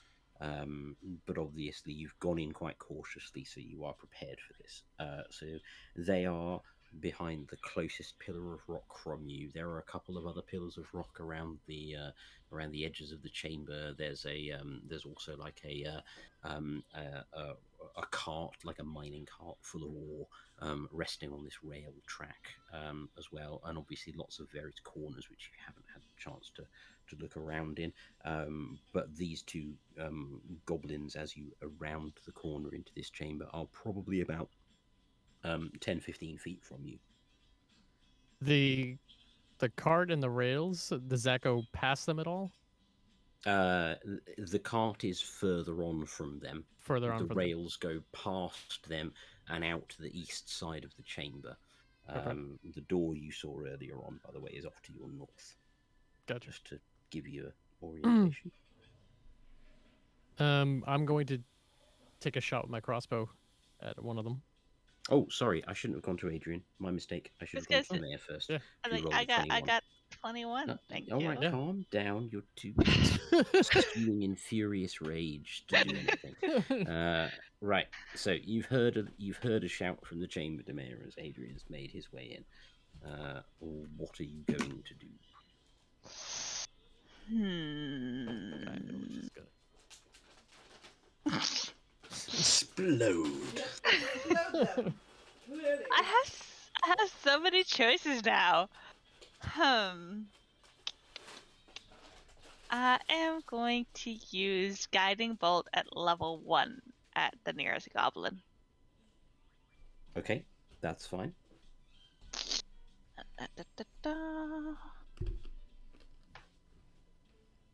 17.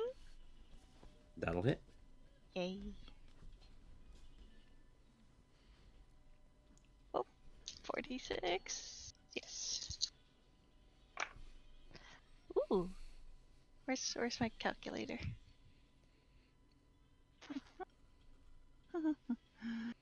2. 9.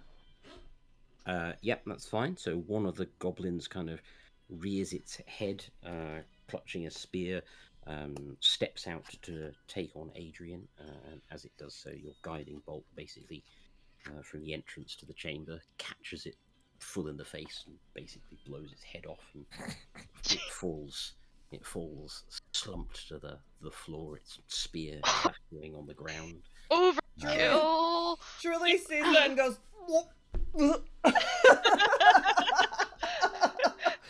Right. Adrian, you stand near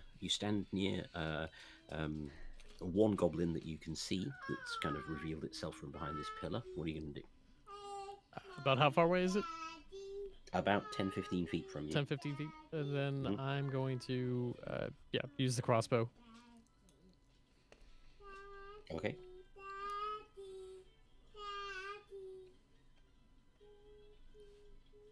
Oh God, Demea, do you feel better? Oh.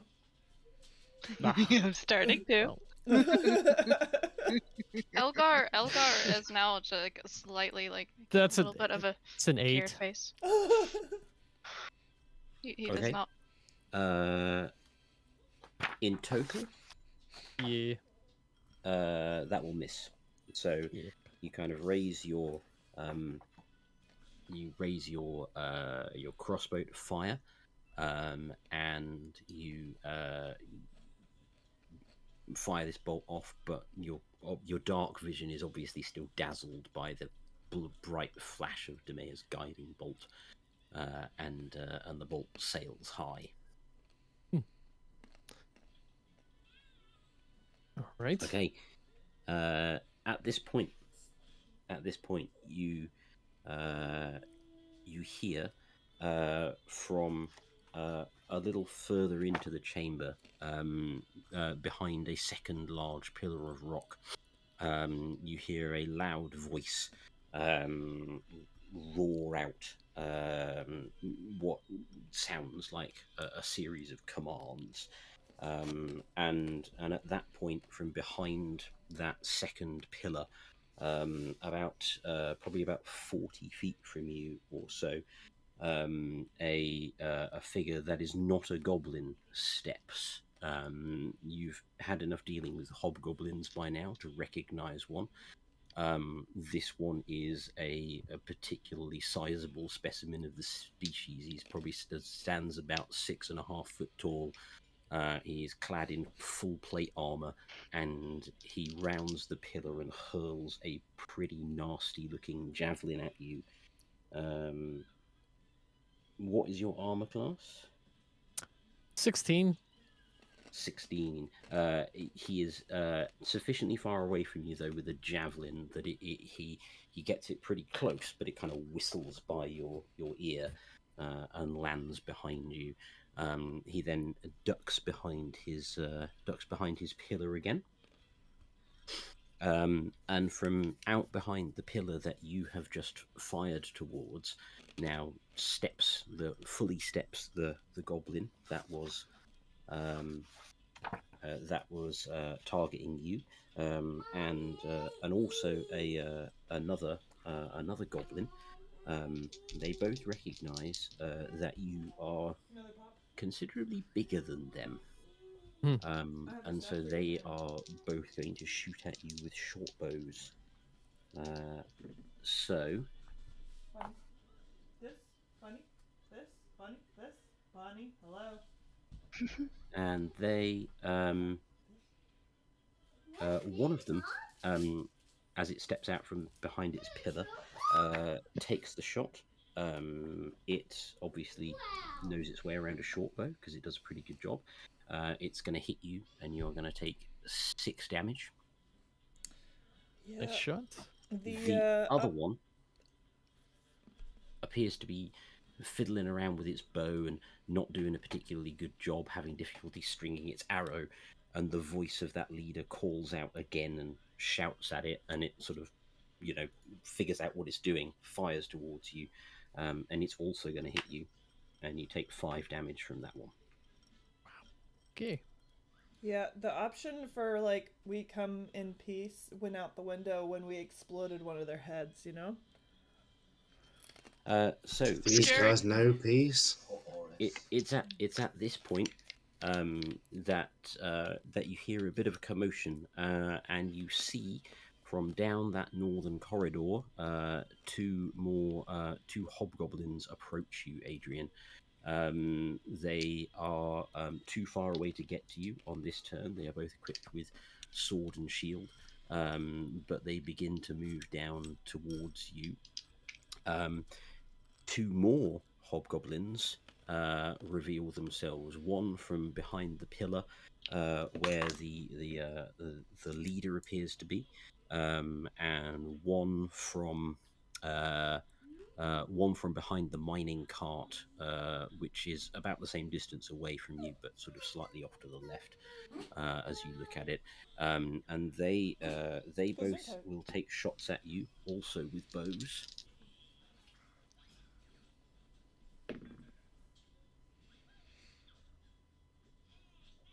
Now then.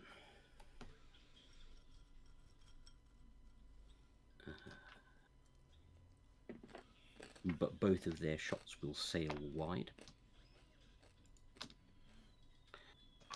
And our sword and shield wielding hobgoblins, having not been able to get to you this turn and not wanting to swap back to their bows, are going to take the dash action and both get into melee range with you. Excellent. And at that point, it's Truly's turn. So It's quite a bit here. yeah, how many of them are surrounding Adrian at this point? Is that 3 surrounding him? Yes, There's 4. there's 2 surrounding him at the moment. About 10-15 feet away from him, there are 2 goblins who had shot at him with bows. About another 25 feet beyond that, you have got 3 hobgoblins that you've seen, one of whom appears to be a leader of some kind.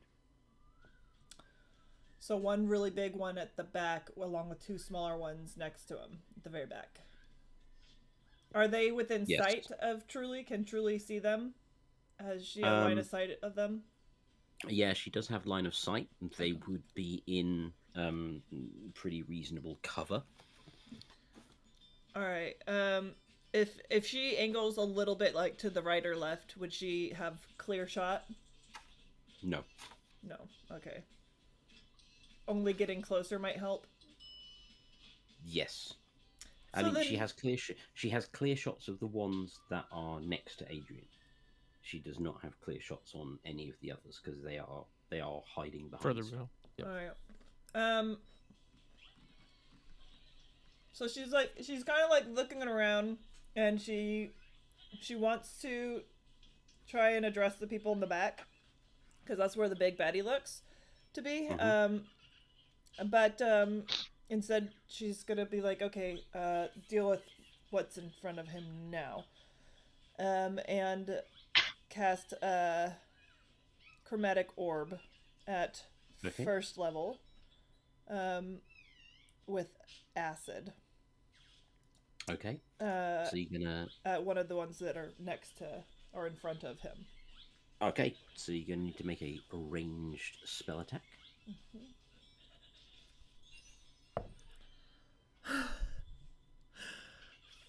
Like my life. That's a 12. That is not enough. Damn. So it sees this glittering orb coming at it, and it spins and just blocks it with its shield. And I'm going to need you to make a wild surge check, please.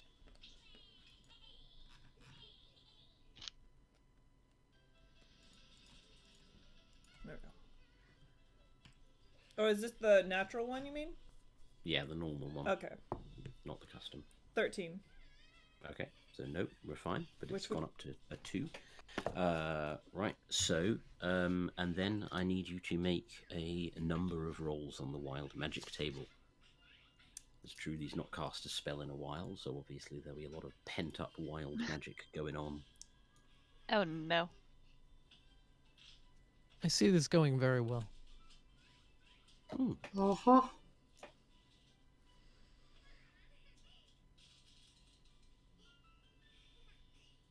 Okay, so We you get to choose on that one, Aldous.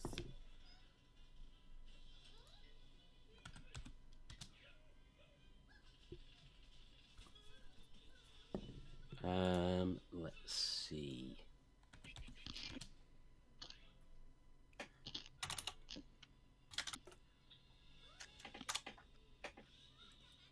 Oh god.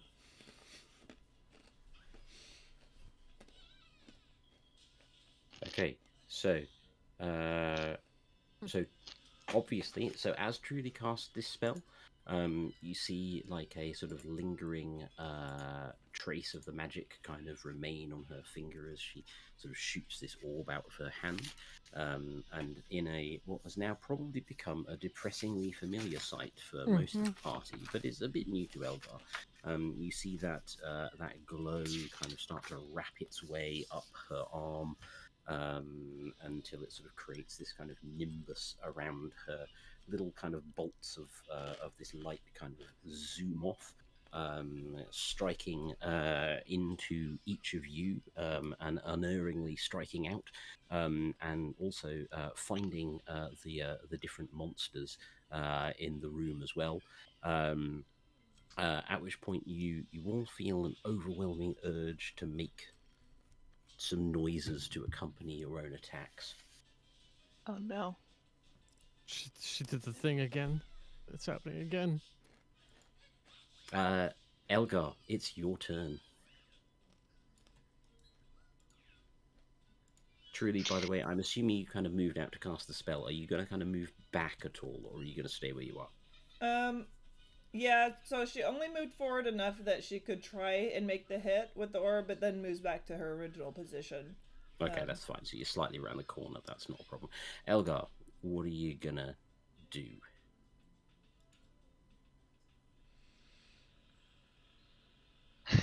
So from where you are... Okay.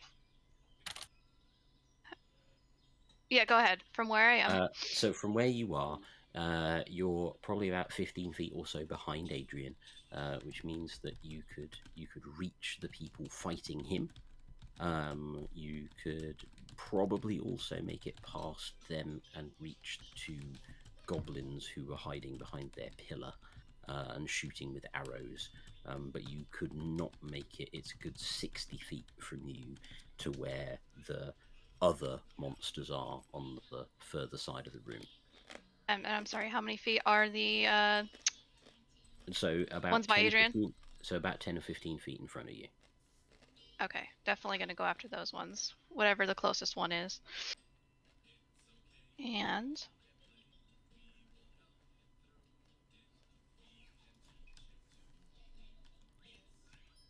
I'm gonna use my quarterstaff. Okay. That is 17 Total or total. total? So you run up boldly towards the one. You said the one next to Adrian, right? Yes.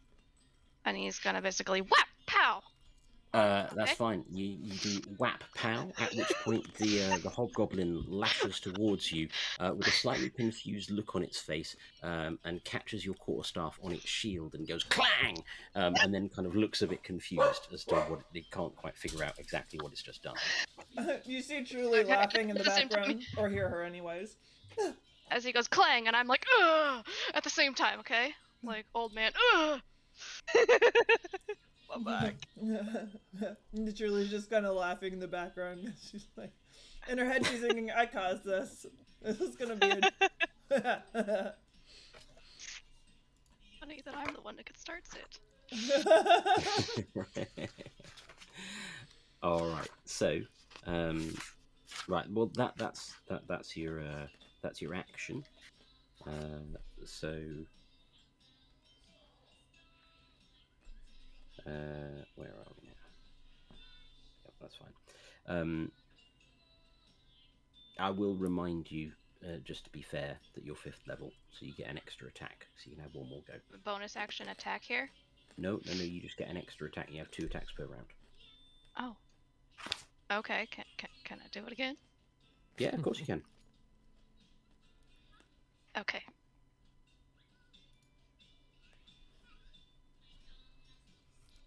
Uh, 22. 22. Yeah, absolutely. So Eldar kind of lashes out with the quarterstaff, and the hobgoblin clangs it onto its shield, and then you're able to, I guess, kind of like whip the staff around underneath the shield and kind of strike it. Okay, then it's like a. You roll for damage. Yeah. Okay. Hobgoblin goes gah.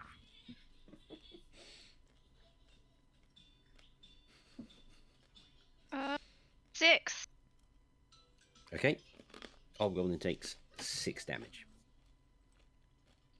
Okay, it's a pretty solid hit. You kind of hear something crack as you thwack into the armor near its rib cage, and it kind of winces and doubles over, but it is not down yet.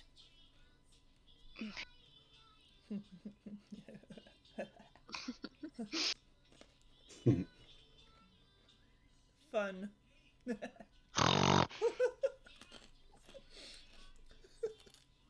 So, I don't think there's anything you can do for bonus action. So we go to Grumbly. Yay. Right. How close am I to Adrian? So I can try. You could get to Adrian and Elgar fighting their 2 hobgoblins. Okay, I'm gonna pile on over and pile into this because obviously he feels a little emotional that he's just watched his friend take a few arrows. So I'm gonna go over to try and help him out. Okay, that's fine. So you run over. There are 2 hobgoblins you could potentially attack. There's the one that Elgar's just hit, and there's the other one. Okay, on a flyby, I'm gonna go and try and get to the other side of the one that Elgar's fighting and give it a bit of a whack, sort of a running past whack around the back of the head. Okay, that's fine. So you can try that. Go ahead and roll to hit.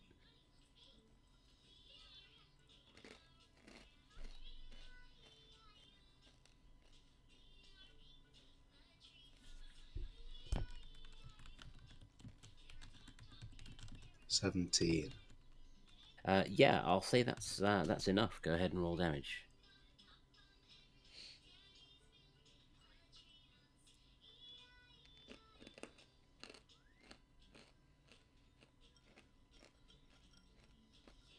That's a 5. And what does Grumbly say as he hits this hobgoblin in the back of the head? Boink! And so as the warhammer boinks into the back of the hobgoblin, it slumps crashes to the floor. It can't quite get its shield around in time, you know, and you get it on the back of the head, and it falls to the floor. Right, okay. Truly just starts laughing, like actually like holding her stomach and laughing really loud. We are back to the top of the round, and it's Demea. Yay! Okay, so Leave us some things to doink. if I must. Violent. Wiggity.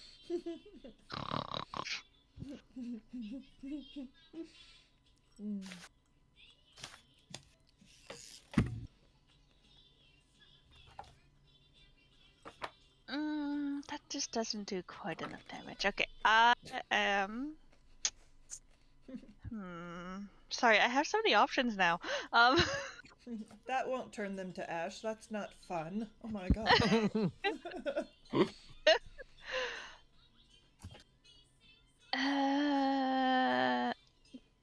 Guiding bolt at level 3 at the hobgoblin.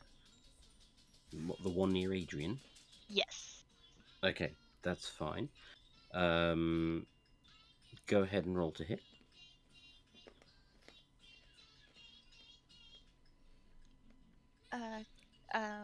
19. That will hit. 19. Oh Well no. The menacing look as she shakes her dice, just Oh shoot! I need one more dice to roll. Oh my god. Tell me what the total is now. Because you may be enough without rolling the other dice. Oh, but I wanna. You could just roll. She wants one all of the other ones damage. again. Don't come between Aqua and her dice. Yeah. My God, man. Okay, well I'll roll what I have now. 19. Yeah, so that'll be enough. What does it look and sound like when Demea casts this spell?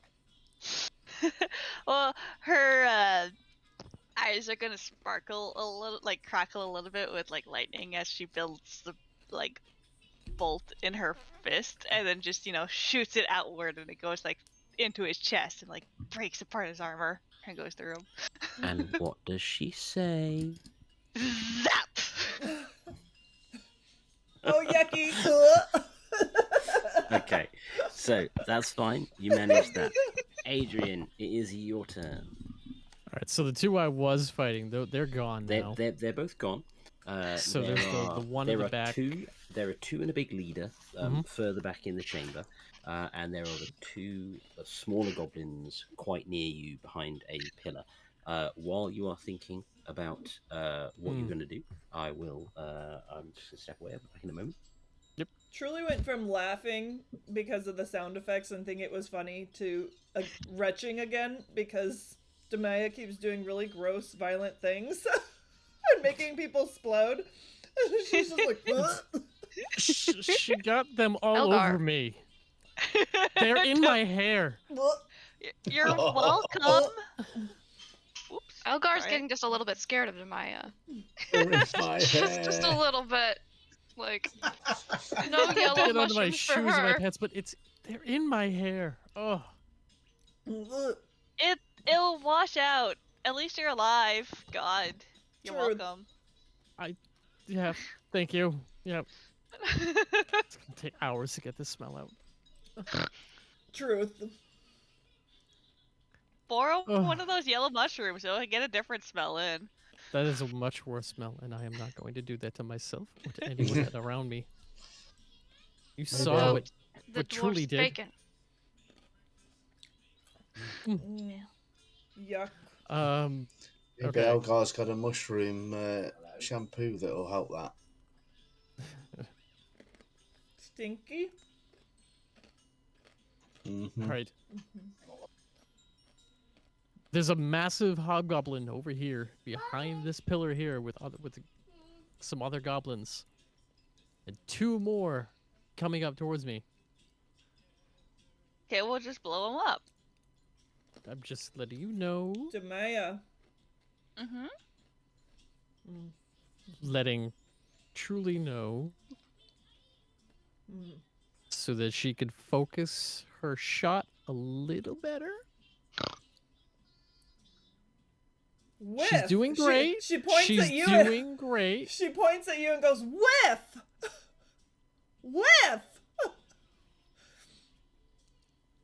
We're not smelling anything. We don't need a whiff of anything. Missed. What? Saw it. To her, is she gone primal? She does this occasionally. This does happen a lot. Eyes. You're lucky it's just this that we know of. Mm. Uh, What are your feelings I about just- goats? Mm. Cute. Okay, Adrian, So what are you going to get I'm up to? going to dash into the smaller goblins Okay, and attack with my longsword. that's fine. So you'll have your action. You take your bonus action to stow the crossbow and get your longsword out. You have your action then. Okay. Fuck. oh no. Well, actually, it's 16. That will hit. Nice.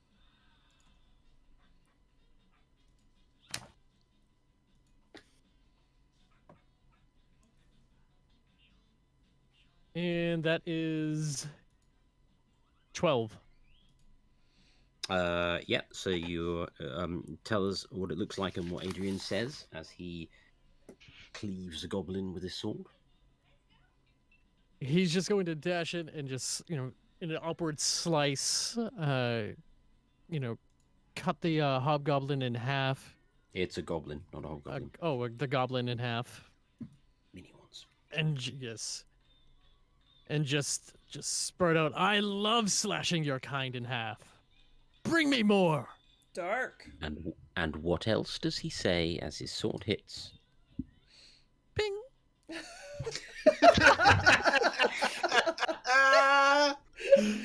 Okay. So at The this point, smallest ping sound you could possibly imagine. Ping. at this point, the deep voice that you heard earlier on shouts out more, and an listen. obviously insulted, hulking hobgoblin in full plate armor, and steps out from around the other pillar and moves in towards you, wielding a great sword. Doofus points to Adrian. Doofus. Not Uh, helping. Points to Truly. All right, so he's going to step towards you, and he is going to swing at you with his greatsword twice. Dead. The first one will swing over your head, but the second one, the little goblin kind of sneaks in and momentarily distracts you. And at that point, it takes the opportunity to get round your guard with the other greatsword, and it takes a great big swipe at you. You are going to take Shirley points to the Six. guy and says, 6 "Smash." damage. But because it had the goblin kind of sneaking in to surprise you a little bit and distract you, it's able to use its kind of soldierly martial knowledge and hit you in just the right area. And with this martial advantage, it roars out in a very menacing fashion, bash! And you're going to take an extra 16 damage. Ugh. Jesus. What? Still funny. Oof.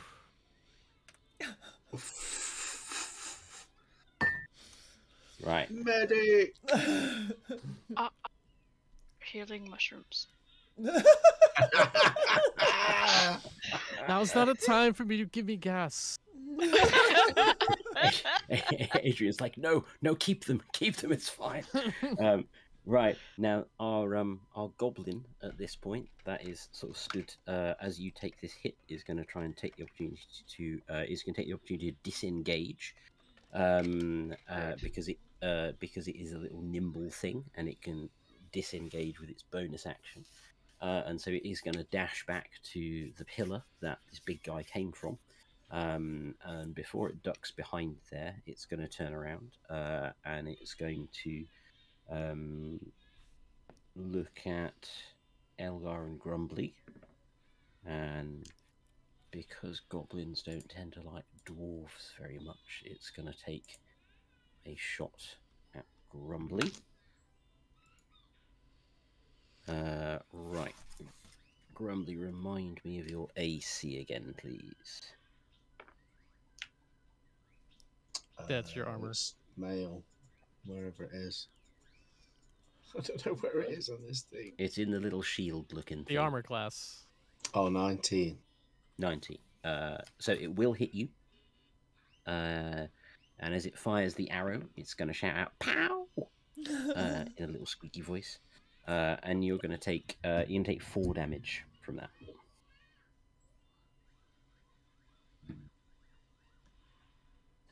And then our other hobgoblins. So one of them is going to stow its bow and get out its shield and sword and come charging in towards Adrian. And it's gonna take a swing, and it's gonna hit you. And it's gonna hit you for 4 damage. I'm knocked. And then our other hobgoblin, the one sheltering behind the mining cart, is going to see that again. Grumbly and Elgar are the closest people, and it's going to fire at Elgar, who will take 4 damage from an arrow. And again, as it leans out from behind its pillar, from behind its mining cart, and fires off the arrow, it's going to go BAM! And then just kind of look around like, what is going on? Saying these things. Truly seeing Adrian actually get knocked down, his like eyes are gonna kind of go wide, like,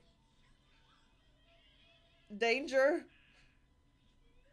Oh. And it is Truly's turn Sorry. with her danger pronouncement.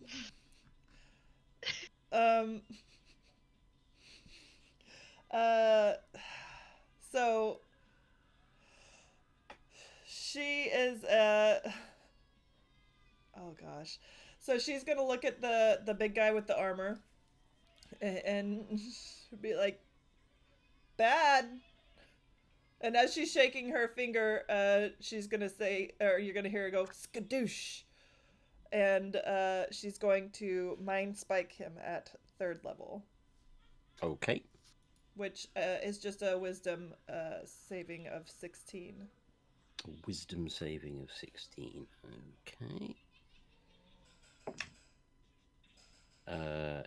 Which he will Please pass. God damn it, Aldous!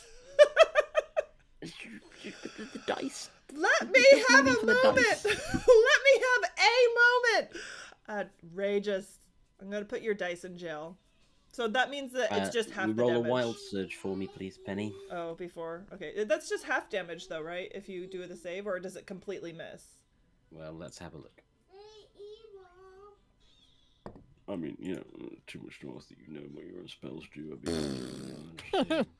I mean, you could ask me to read it. I guess I will. Like, Oh my God. It's not like you've had like 5 people's turns to read the spell you've got to cast. I totally didn't know I was gonna do it till now, Eldaz. I don't make Bold of you to decisions assume ahead she of time. thinks.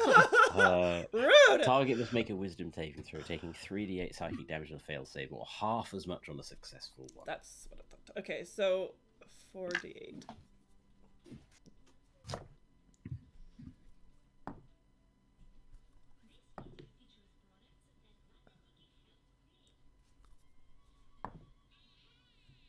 So 7 damage total, because I rolled a total of 14.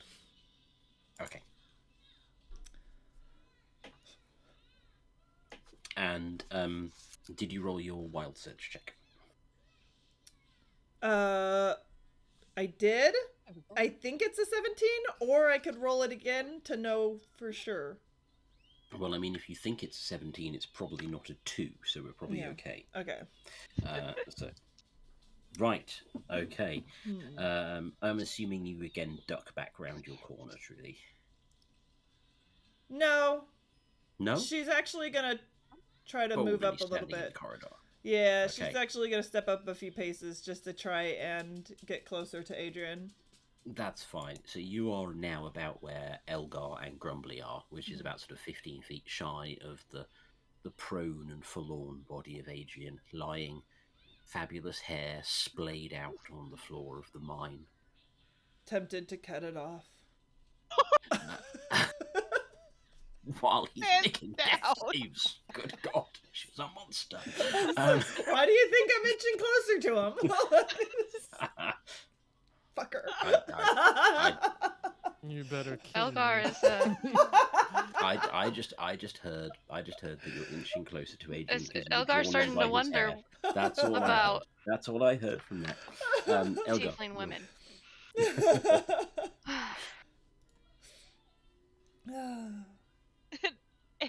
Nevaeh's like, I am not out here to be a representative of my race.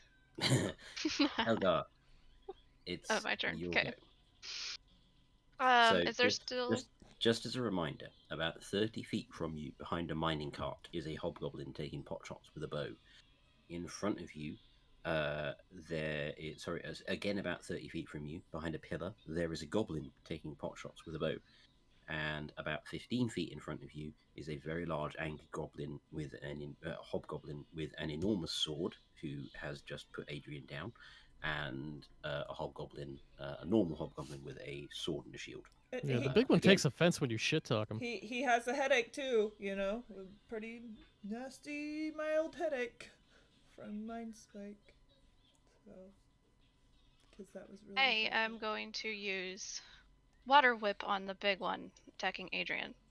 Okay, that's fine. I will point out at this point that the ones next to Adrian, Elgar can just about make out, and I will allow you to attack.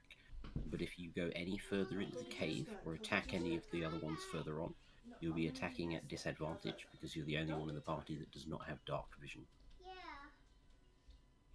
Okay, but this one I'm okay with. Nobody lit any kind of lights.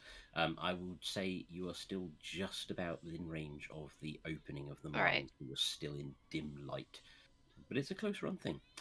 So yes, you can use Water Whip. That is absolutely Water Whip will cost 2 key for me, I think. Mm-hmm. And it says make a dex saving throw, DC 12. Okay. The enemy does. And you were going for the big one, weren't you? The big one. That's fine. He's going to fail his save. Yes. Okay. Yes. On a failure, the creature takes 3d10 bludgeoning damage. Okay. Okay, that's fine. Which one's the d10?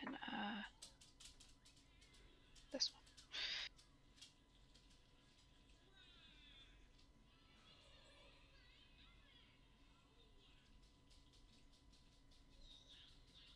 Oh. 8. Wow, However, that's some aqua level rolling right there on 3d10.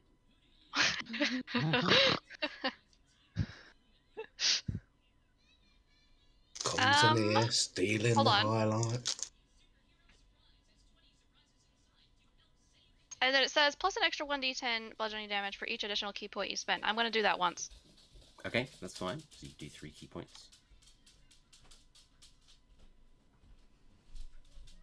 6? So So an additional 14. 6. That's fine. All right. And I can either knock it prone or pull it up to 25 feet closer to me. I'm going to knock it prone. If it is allowing me to do that. Yeah, that's fine. You can do that. Okie doke. Cool. And what does Elgar say as he does his water whip? Because No, Elgar's going to say something. there's only one thing I can say. Sploosh! That's fine. So, with your mighty sploosh, you have knocked it prone. Sploosh is now canon. Grumbly, it's your turn.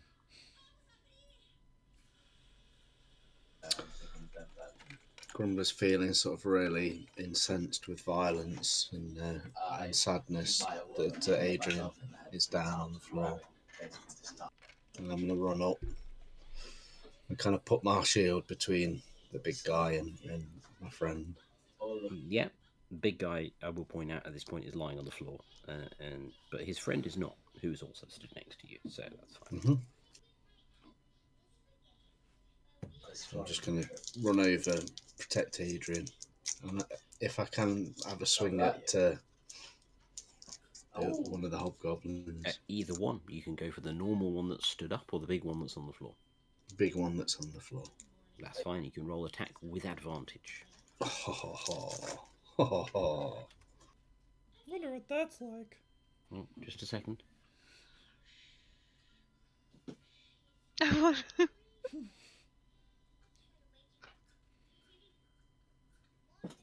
Is it just Adrian The that has second taken roll was a beauty. Not I like the sound of that. Nice. Why do I roll, like, on the wild magic table, I roll a 17, a 13, anything higher than a 10.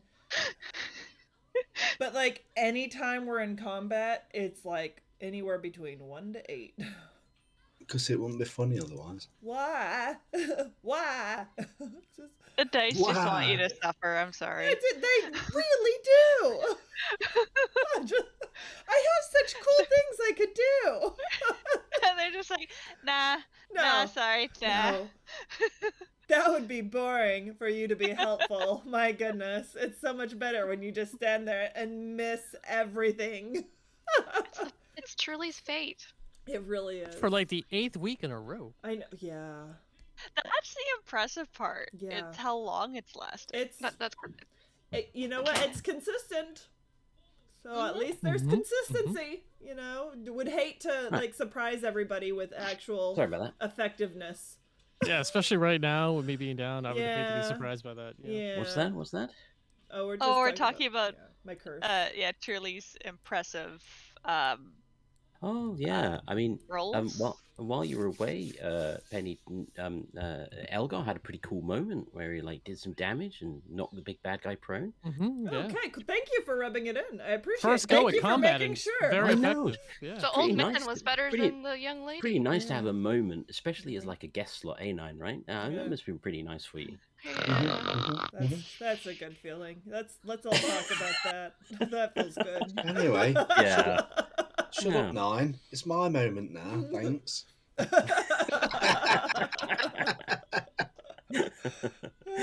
Grumbly, what did you get for your roll to hit? I got a nat 20. Ooh, Oh, Shiny. Oh, the dice are with me and not with Penny. When are they ever with Penny? true. That's true. Okay, so that'll obviously hit. You can roll double damage. I get to roll the 6 twice. You do. I actually think about it though.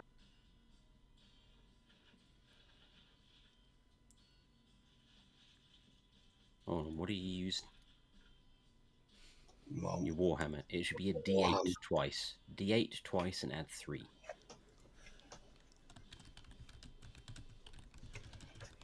Where's my D8?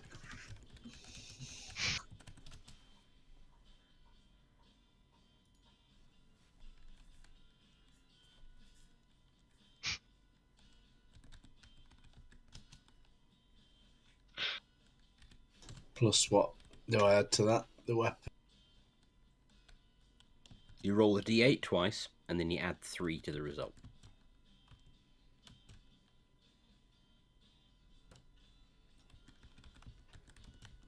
Yeah. So that's that was 13 then. What did you say, sorry? I missed that. 13, sorry. 13 altogether. Okay, that's fine. We are back to the top of the round, and it is Danae's Yay! go. So I'm within. Oh wait, I need to double check. Sorry.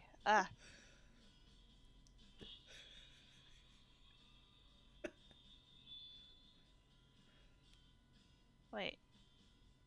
Have I had a non-touching healing spell this whole time, or am I mixing up my characters? Depends on if you have healing word or not. I do have healing word. Well, then yes, you have this whole time.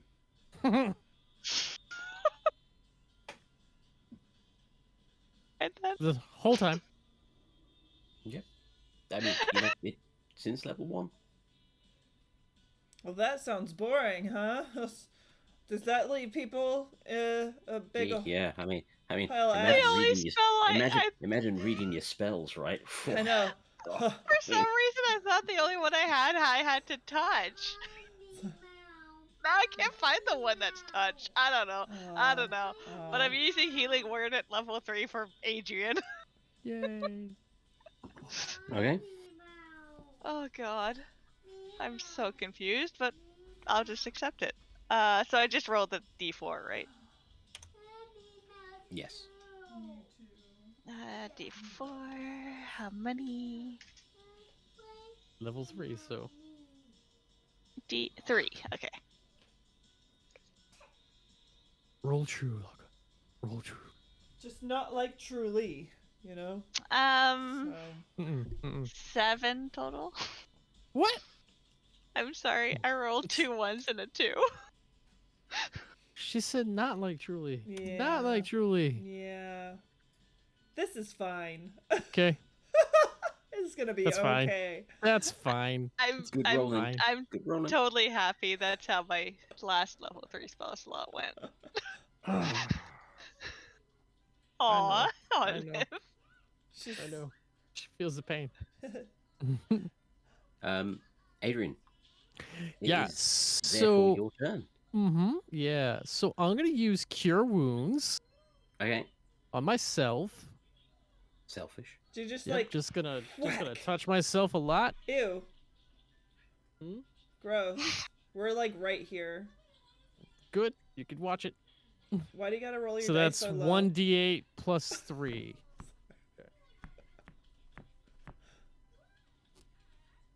Six. Lucky gets it. Okay, that's fine. Can add some healing. Yeah. D8 plus 3.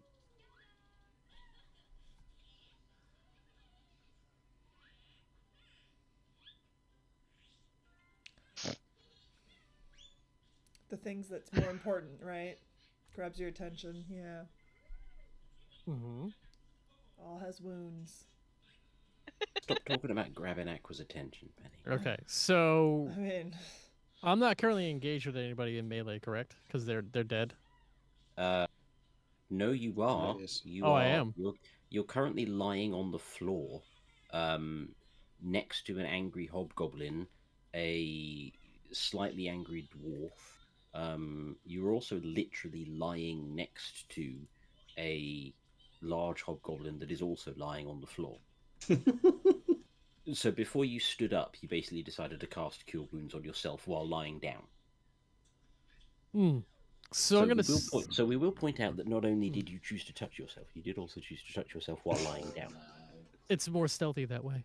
No one's gonna. Yeah, absolutely. Yep. Yep. Fewer people would notice. Yeah. So I'm Grumbly, going to. Grumbly notices, but tries to ignore it. Yeah, I'm going to kind of get up onto my hands and knees to start crawling out of the area. Okay. You can just stand up. Brave. Fine, I'll stand up and I'm going to fall back.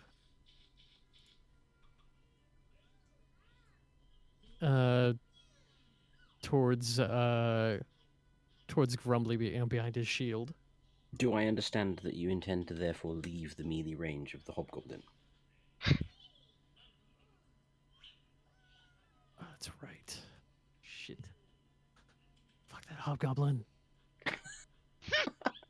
Stop it! Stop it, man! Stop it! Yeah, I'm Damn just gonna hobgoblins. take a strike at the hobgoblin. Fuck it. Using the long sword. Gonna go at him. You used your action to cast Cure Wounds. It's a good point. Damn it! Tance on it!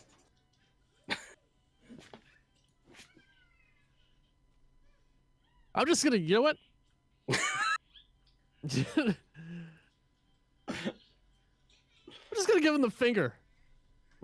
Fuck you. That's what I'm gonna do. I'm just gonna give him the finger. Mm-hmm. Fuck you, buddy. You. Julie's gonna And hold up her thumb. as the finger comes up, it's just gonna go boing. Approve from Julie in the background. You try and fuck on me? You try and fuck on me? Yeah. Oh dear, that's hilarious. Adrian's turning into Chow from Hangover. I'm sensing a theme with our combat. Yeah. Yeah. So our hobgoblin leader is going to roll up to its feet. Great sword in hand. And I think, well, let's see. Would it go for Adrian again, or would it go for Grumbly? I don't know why it would go for me again. I've just feel got like a good whack. It probably would go for Grumbly, given the sort of natural hatred of dwarfs that a lot of goblin kin tend to have. Bring it on. Bring so- it on, boy. Let's see where we end up. So it's going to With a take. dead dwarf? It's gonna take a couple of swings at you, Grumbly. It is only going to hit you with. Yeah, indeed. It's only going to hit you with one of them, with its mighty great sword. You are going to take 9 damage from the sword.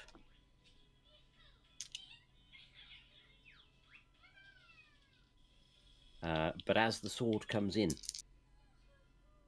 the hobgoblin just to your left is going to feint in with its shield and sword, causing you for a moment to wield your shield and your mighty hammer towards it. So as the sword crashes in on your shoulder, you're going to take an additional 13 damage. Uh-oh. That's not good. Ouch. At this he's point, a prick. At this point, the goblin will lean out from behind its pillar and try and shoot Adrian, but it will miss. And our hobgoblin stood next to you, Grumbly, is going to then try and hit you as well. But it will also miss. And then our hobgoblin behind the cart, I think would probably still go for Elgar, because you're the other closest target that's not in melee.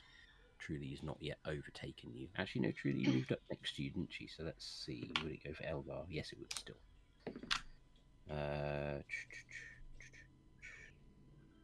What's your armor class, Elgar? 15. Okay, it's going to miss in that case. So then we are back to Truly's turn. Hmm.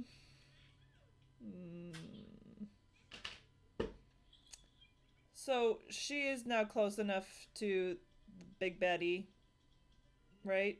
Like, yes, she's probably about 20 feet away. she's gonna say, "I help," and run up and like leap onto him with like as much as she can, like get a grasp on him on like some sort of physical part of him, and try to do burning hands, which is a dex save of 16. Yes, it's also an area effect that covers 15 feet. So Burning hands? No, that's a touch one. Burning it's hands. a cone. It's a cone that shoots out 15 feet in front of you. This burning hands? Yep. Range self.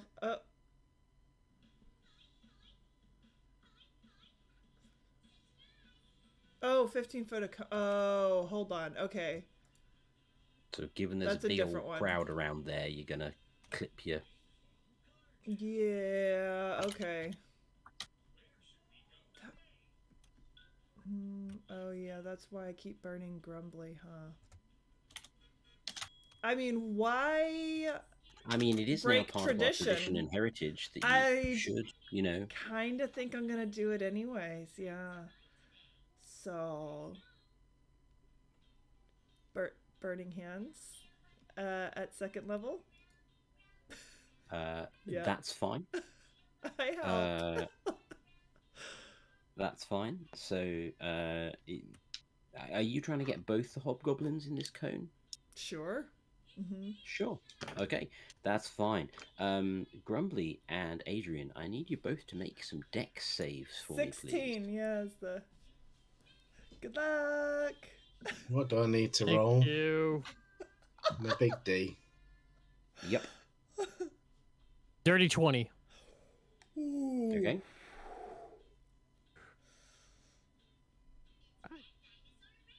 That's Grumbly? a 15. That's not enough. So, Truly, go ahead and roll damage for us. Yeah. Cheers, buddy. Yep. It's okay, Grumbly. know. It's only 4d6. I Yeah. know all of her. I'm in danger. There No is- Yahtzee rolls, no Yahtzee rolls.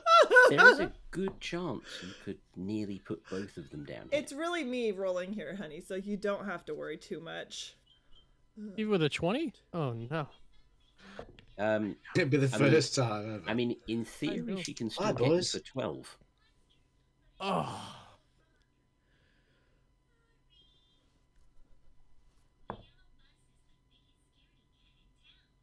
That's a confident face.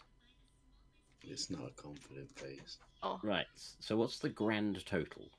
17. 17. So, Adrian, you're going to take 9. Grumbly, you're going to take the full 17. Oh no, not my bacon dwarf bro. We're now He makes fighting. my porridge so much better. We're fighting the um, hobgoblin and Truly now. You've successfully, Truly has successfully killed the lesser hobgoblin, but the big guy is still up. But he looks very much the worse for wear. And I think I took out Adrian, didn't I? No. No? No, not quite. No. me. Just very Just- badly burned. Yes. Pretty much. I'm very crispy right now. Very crispy. I'm not dead yet. Just very But I'm badly not burned. dead. Yes. Still smells of bacon. When she doesn't try to hit me, she hits me. When she makes an actual effort, Yep. I hate you so much. Why are you the way you are? So she's gonna like. So she does that, and she's gonna say crackle when she does the burning hands, and then she's gonna look over at the guys and be like, "Sorry." Truly, Adrian's gonna go ahead. turn and give her the finger. Pop! Trudy, go ahead and roll a wild surge check for me, please. Oh no. Oh wait, I don't need to flip over on that one. Okay. Nat 20. Of course. That's fine. Of course I rolled nat 20 there. That makes all the sense. Yep. I'm glad you didn't do 20 before. 'Cause I would have hurt even. Right, Elgar, what are you up to? Okay, you said the big guy is still up So- but damaged a lot. Big guy's still up, damaged a lot, and about 15 feet from you. About 30 feet from you, there's a goblin hiding behind a pillar and a hobgoblin hiding behind a cot. Nodding in approval, literally like, Recruit her. She has potential. oh, little do you know, buddy. Doesn't work that way. You know what? Maybe you should join them. Yeah. Stab. Sorry. Do damage to them. Okay. But it is a... On who? Oh, the big guy, sorry. Okay, that's fine. So you run over there. 15 total. Not good. Is not going to be enough to hit. But I can again, right? You can again.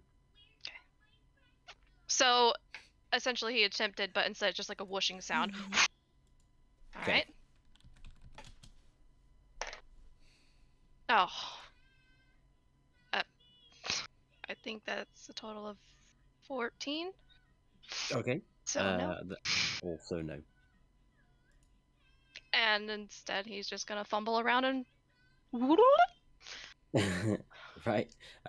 Moving on to Grumbly's turn. Well, Grumbly's going to have to take a pot shot at the big guy, isn't he? With his crispy self. So I'm going to try and get him on the chin. Try and knock him down again. Okay.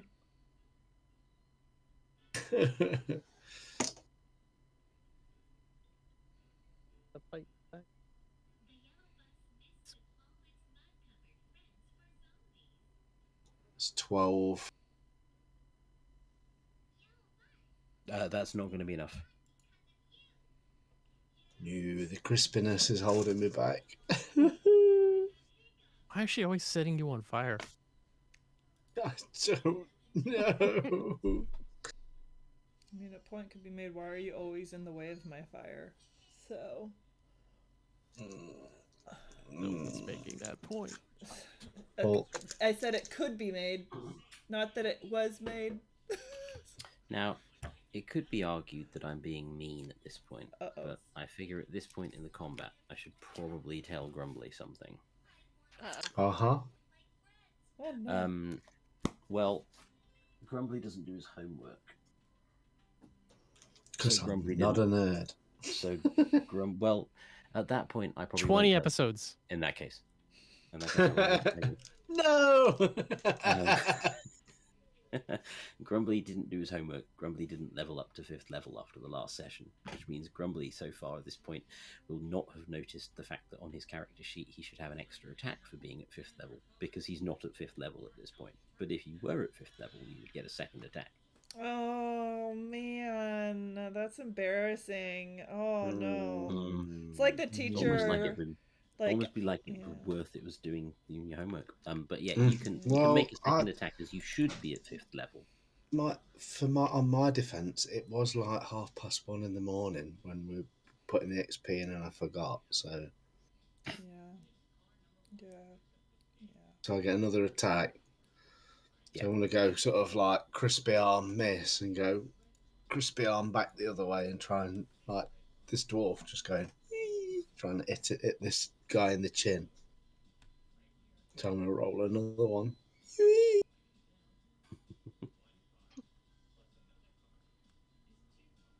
That's 18. That will hit.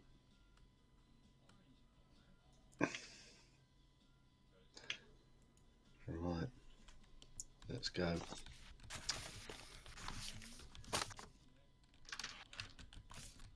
Oh my god.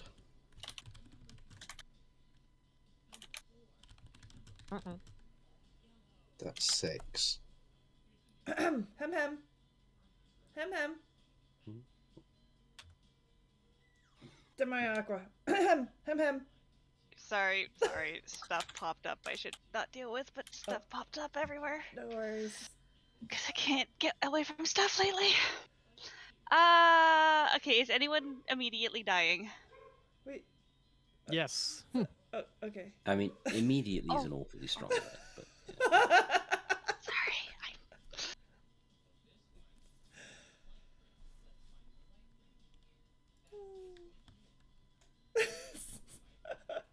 wow. Is it Demea's, Hello, everyone. Penny, do you want to break character for a moment and say hello? Go on, do it. Thank you. Hi Well done. everyone. Thank you so much for the raid. We're doing a great job in combat. It's going really well. It is. We're Look, all everybody's professionals very here. well prepared and Mhm. definitely did their character sheet. Yes. In no way did they light an enormous bonfire outside of the place they were trying to sneak up on. Mhm. That totally didn't happen, and anyone who says Oh, so that is was a the new liar. person. Mhm. Yeah, that's true, and none of you had anything to do with it. No. Nope. No? No, I was distracted by mushrooms. And for those in my community, please go give a follow to Dead Aussie Gamer. He's awesome. He's incredibly talented DM, and he's a lot of fun to watch. So please go shoot him a follow. Okay, back into scene. Absolutely. So, Demare. Alright, so it's my turn. Yes. Alright, so who is... Hang on a So you- second. Just bear with me for a moment. Grumbly, your second attack, you got a 17, didn't you? You never told me how much damage you'd done. It was an 8, did I say? I rolled it. I didn't I hear can't it. remember. I think that was the moment that the raid came in.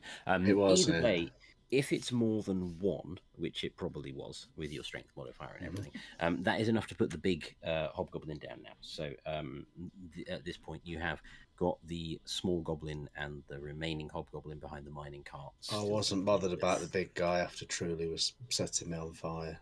No, absolutely. know what Well, that that was the... Which did more damage than anything else in the entirety of the campaign. It's honestly like it's the first time I've ever burned you. So Yeah. Demea, It's Is it it? is now your Is turn. it? I mean, I've come close several times, but I haven't it? technically burned you before, I think. Grumbly's going to point out the Technically. scars. Like, Technically. I haven't there's technically no hair on him anymore from the burns. I just singed you a little bit, but I never actually technically harmed you with my fire in the past until today. So that's something.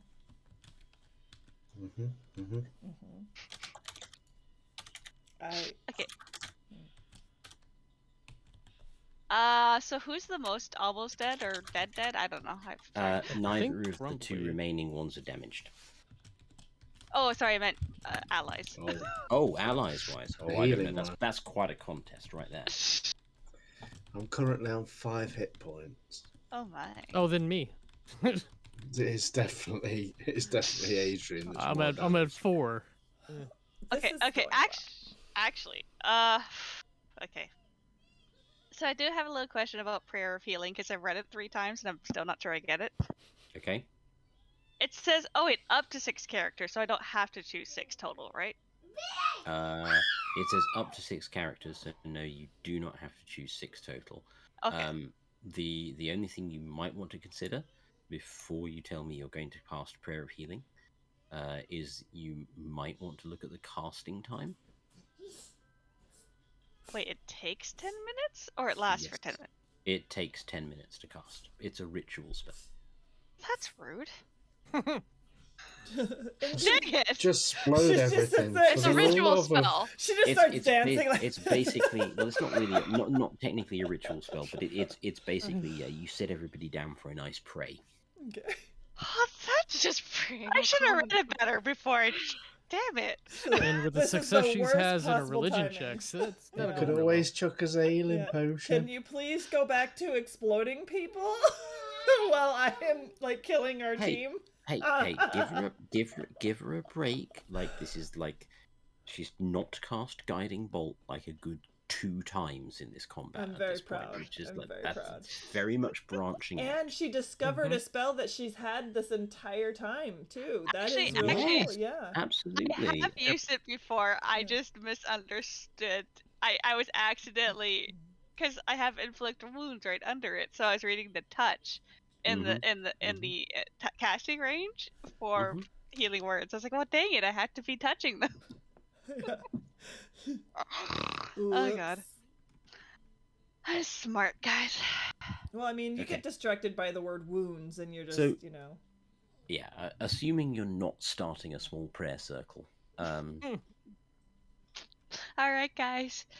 Sing Kumbaya. This is not the All right. time for yoga. I will do healing word at level 2 on Adrian, Okay, Okay. and hopefully do 2d4 better. plus 3. Par suggests you'll be getting 5. Oh, I rolled a 5, so plus 3 is 8. Oh, very good.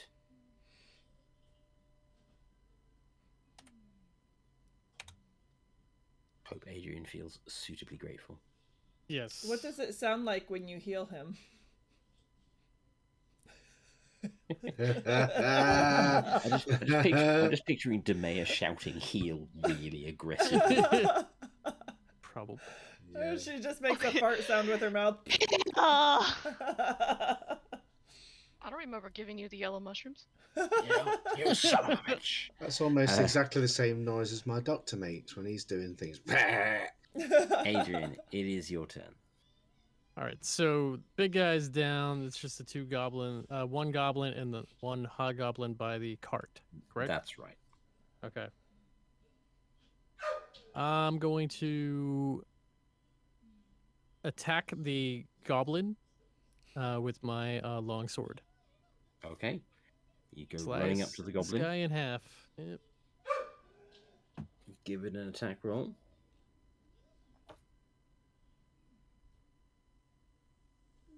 Doo-doo-doo. That's a 26. That will hit. I kill him. I would have laughed at it. Oh, don't. No. Come on. 10. That will be enough to put the goblin down. Okay. This one I'm going to slice from above downward and go. Ping. Almost with the ping. They're tiny. All right. So, I think that seeing this, the final hobgoblin will cast its bow aside, draw its sword, and make a desperate charge towards Adrian. And having seen him just kill the final member of its party and take somebody down with it, its desperate charge results in a net 20. Fuck. Mm. wait, Oh, no. it did Oh, no. It, Yep. it did. Yep. Which does 9 damage to you, Adrian. Okay. Why do I bother trying to heal people? Hey, I healed Um, earlier pretty well, and then Life of a Truly did healer. her thing, and that went right out the Yeah. window. Truly, it's your I turn. helped. It's probably not time for burning hands, but I'm not going to say you should definitely take it off the table. I mean, okay, so who's all left? One the- hobgoblin One hub. near Adrian. Still, that guy, man. Okay.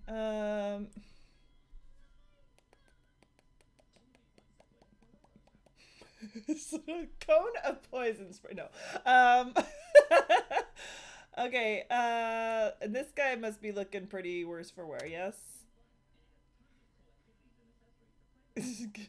Yes. No, he's not been damaged. Sorry, no one's hit him.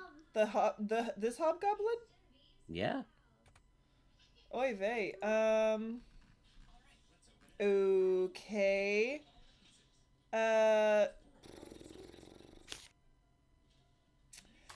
I shouldn't do it, but I'm gonna do a chromatic orb at first level. Okay. You With can go ahead and roll it. I gotta do fire. Drum I like fire. fire. Mhm. Fire it shall be. This is fine. This Yep, is fine. Nothing bad could happen. It's gonna go so well. I'm gonna roll so high. Everybody think big numbers, please. Big numbers. Ooh! 2, 1. Shut up, 9. Jeez!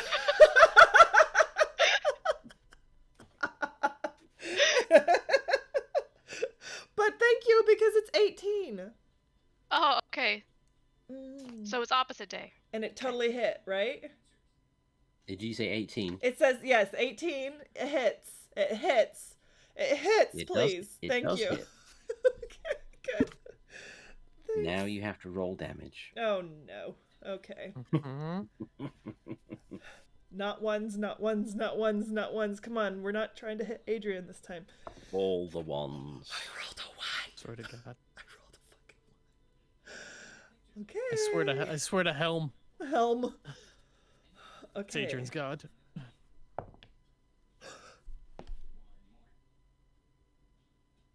So far, we're at 2.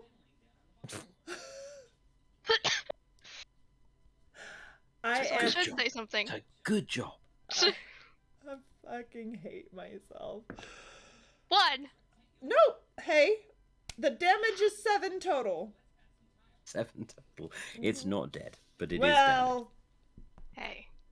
alright. The sound that she makes is flub. Mhm. Yep. Very Elgar. focused. Elgar, would you like to see if you can shroom us out of this combat somehow? Please. Shrooms with my shrooms? Yeah. No, not really. Give him the yellow mushroom! I'm just Rub the basically gonna yellow say that mushroom everything on the Elgar quarterstaff. does is shroom us out somehow. So that he dies with Down a. his Shove throat. it down his throat. Lick it! No, grab its head. Lick it! I know. This turned into a totally different game right there. Yeah. Yeah. Okay. What are we going for? Double Quarterstaff. staff again? Yeah, I'm gonna do quarterstaff. Go on then. Double staff. Oh, nat 20. That'll hit. Ooh! Go ahead and roll your damage. Okay.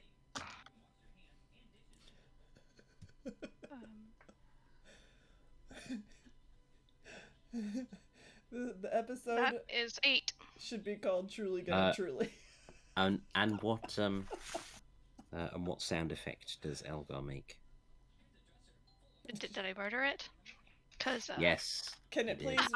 Can you do like the old man sound? Of the, hey! yeah, I should. Yes. As he like hits it and it goes smashes his head. Okay, that's fine. And it slumps to the floor, and we are at that point going to be out of combat. And so at that point, I'm going to suggest we probably, as we are out of combat, pick up next time post combat and sort everything out. Do I have time for my prayer circle now? If you would like to do a small prayer circle, then you're most welcome. I'm gonna just do yoga next to you while you're Elgar doing is the a- prayer circle. Elgar's a monk, so he might actually join in that prayer circle. I'm just now trying to picture Demea being calm enough for a healing ritual. That would be a sight to see.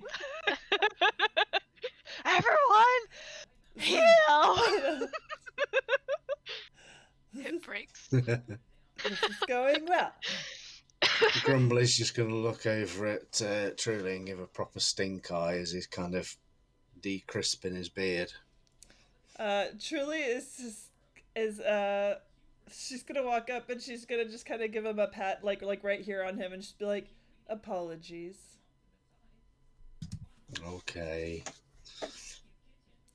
And she'll give him a hug. Can Elgar like take some healing mushrooms? How much do they get then? Aqua, did you say? Okay, let's see. I'm gonna cast it at level 2 because it seems actually it is a level 2 spell, so I have to cast at level 2. 2d8. Where are my 8s? Ooh, ooh! I need my calculator. Maths. Maths. The natural enemy of Aqua. It is a very dangerous enemy. Healing word. Not healing. 17. Or wait, no. No, not healing word. Also 17 You did a because it's prayer. also +3. So it's still 17. Okay, that's fine. I remember to knock that Anyone off. who's damaged can have 17 damage back. May I point out that Truly is again completely unscathed? Because you hid around a corner for most of the battle. Oh Yeah. no! I don't know how. There's times where I'm in the center of it all, and I still walk out of it completely unscathed. I either die, or I am just like unharmed. I just kind of walk through like I mean, that impressive drunk as well, oblivious considering person. you decided to set everyone else on fire. I know. It's like in a car accident with a drunk driver. You know, Yeah. the drunk driver really doesn't get hurt. Yeah. It's everyone That's- around the drunk driver that gets hurt. Yeah. Me and well, okay, to be fair though, in the past me setting things and people on fire have not actually hurt anybody until today. I mean, other than the intended enemies. I mean, in all fairness, that's because the last time you tried that move, the Mucky was inside a toad. That's yeah. But and I burned It was a hole also so that he she hit. burnt him when he was on the back of the werewolf. Did I no, I don't think that he actually got hit by that. It was just Oh, but he did. He did. oh. Okay, so it's the second time. So You're that's just determined to crispy me. It could be- Thought throwing fire at people could result in them getting burned. it could be so Mhm. much worse, I tell you. What, they're knocking me down to 5 health points? I will tell you, there was something else I could have done that I really wanted to try out because it's new. But you know, I was like, oh well, I don't want to do that to the team, but then I ended up kind of doing it anyways, on a lesser scale. So be grateful? Question mark? Maybe? Just take the burns and move on. Yeah, exactly. I Like love I get up and then Truly goes and I almost go right back down. Stay down, I want to cut off your hair. I think it's a bit crispy at this point. Telling you she'd cut off his hair even if he was dead. Yeah, I'd be like, sleep well, dear weirdo. You're not a Leave with- spider. Leave with the flip off. Yeah. But I'd only do like half of his head, so it'd be like really short here and then Oh really long hair. no! do one of those like undercut thingies, you know, where they like shave Yes. or whatever. So he doesn't see it at first until he's like doing his hair thing, and then he's like, Yes, give him a nice modern look. Yeah, no more ponytails for you, friend. I don't wear a ponytail. Piggy tails. There's Yeah. no. I don't do that. Leave the No, hair alone. nobody likes long hair on men. That's just weird. So wait, how do I... Okay. So real quick, we did this earlier. These here are again our players' links. Big thanks to this whole team. And here is a big old shout out for our lovely 9 for joining us. This has been awesome. It's So fun to fun. have somebody new to just throw into the mix of this insanity, and I look forward. We're gonna keep doing sessions with 9 for a couple more undetermined at this point sessions. We're going to kind of keep doing this until the story kind of comes to an end. I mean, there. we rapidly advance, the narrative. So Yeah. Yeah. we got very, very far. I mean, I'm proud of us. I mean, we cooked a bonfire, or we set up Yeah, a stew for rocks. Yeah. That's very good of us. Hmm. Yeah. you guys very nearly made it through half a page worth of planning today. Oh, you know what? Nice. That's actually That's probably the huge for furthest us. we've gotten. Yeah, Yeah. I know. And to See? think we were gonna probably like derail it by having a whole yoga session. It's slightly less impressive when you Shroom farts. consider a paragraph of that was my description of the area in front of the mine. You know. But I mean, other than that, Instantly ruined by a Sorry. cook-off. You guys told me to make a bonfire and I mean, start making it's stew. it's totally fair. It's totally fair. I mean, like we say were, no, Oh, man. dear You can God, say no. I Yeah. just don't even know Elgar loves the anymore. cooking and he I loves just his don't mushrooms. even know I- anymore. you really never know what we're gonna latch onto. Like, The yellow I mushrooms literally- might not have even been a thing. I literally set you up with a plateau surrounded by boulder walls, so you could climb the outside of the boulder walls and see what was going on the plateau without being seen. And you're like, a bonfire would be a really good idea right now. We turned Time of the Wolf into the Great British Baking Show. Listen, Right at the It's start. It's not called that in the UK. It's just a baking show. I mean, No, it's the Great British Bake Off, but you can't Oh. call it that in America because the Pillsbury Dough people own the copyright on a phrase. So there you go. Damn that fact. fluffy biscuit maker. can we please acknowledge how brave and amazing Truly is for eating No. the mushroom stew instead of letting Grumbly have it? I feel like she's Oh, not getting setting her enough friends on credit. fire. Yeah, well, let's talk about the stew. What? It was a delicious stew, don't Yeah. you agree? Yeah, I mean, it tasted a lot like the mushroom wine that her uncle drank, you know, in a whole nother story. Yeah. Mm. Yeah, Yeah, mushroom yeah. wine, good too. And I Mhm. think we're all looking forward to the moment that Truly takes Elgar's mushroom. Oh I come from no. I come from a mushroom farm. You can't take all my mushrooms. Yes, that's totally what we're on about. Yes. Nah, I heard you. That would be something I Awkward. don't want being made into art. But real I got drawn nailing the naiad. All right, you know, But it was like stick figure, you know. still happened. Yeah. Yeah. No, we know it happened. Duty got a big eyeful of it. I thought it was the Maya. did- She was No. the The one that beautiful jumped in the water. romantic clam No, version Duty of was- it. It was nice. Duty was like on a rope Duty was hanging. dangling from the Yeah. rope. Yeah, above she the but waterfall. the Maya made it into the water. Oh yeah, no, she got to feel what was happening, not see. It was my elbow. Yeah. Like torture. Yes, sure. It's probably when she started getting into rope. Oh. Oh no. Yeah. I am never, ever, touching rope again. Oh. Yeah. So, I mean, She means in real life too. and a real big thank you to and another shout out for Dead Oz Gamer for Yes. rating us.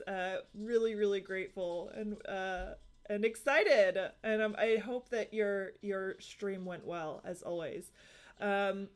And on that note, so guys, we are kind of going into a wonky scheduling moving forward. I did post on my profile, on my Twitch profile, what our schedule is going to be for the next couple sessions to get a feel for the dates and when to expect the next times we're going to be doing this. 9 will be with us and, you know, moving forward. And big thank you to this whole team of awesome humans. We beg you to keep the art coming. We love Thank it you for letting me very be a much. part of this. Heck Oh, yes. thank you for joining us. Yeah. Oh, yeah. Mhm. I I really. had my arm twisted Yeah, on. I had no thanks, man. choice. Yeah. I enjoy Elgar. He's fun. He's a lot of fun. I Yes. really enjoy him. That was a great Fits in well. choice. Oh yeah. I love how he went from like, oh hey, with the man, and I was like, oh god, no. Yeah. No, I like the I thought it would flirtiness add some of him. humor. I thought it would add some humor to be a little bit of a ladies' man. Mhm. Yeah. But then like the worst two ladies you could possibly be. Well, no, he's scared of Maya. He's scared, and he thinks Truly's just a little bit cray. Yeah, So- well, yeah. Well, I mean, little bit. our introduction was me shitting my guts out, you know, like the night we met. thanks to your mushrooms. So that's It's always just a good it's almost like a introduction. real life date with you. Honestly, yeah, you would know.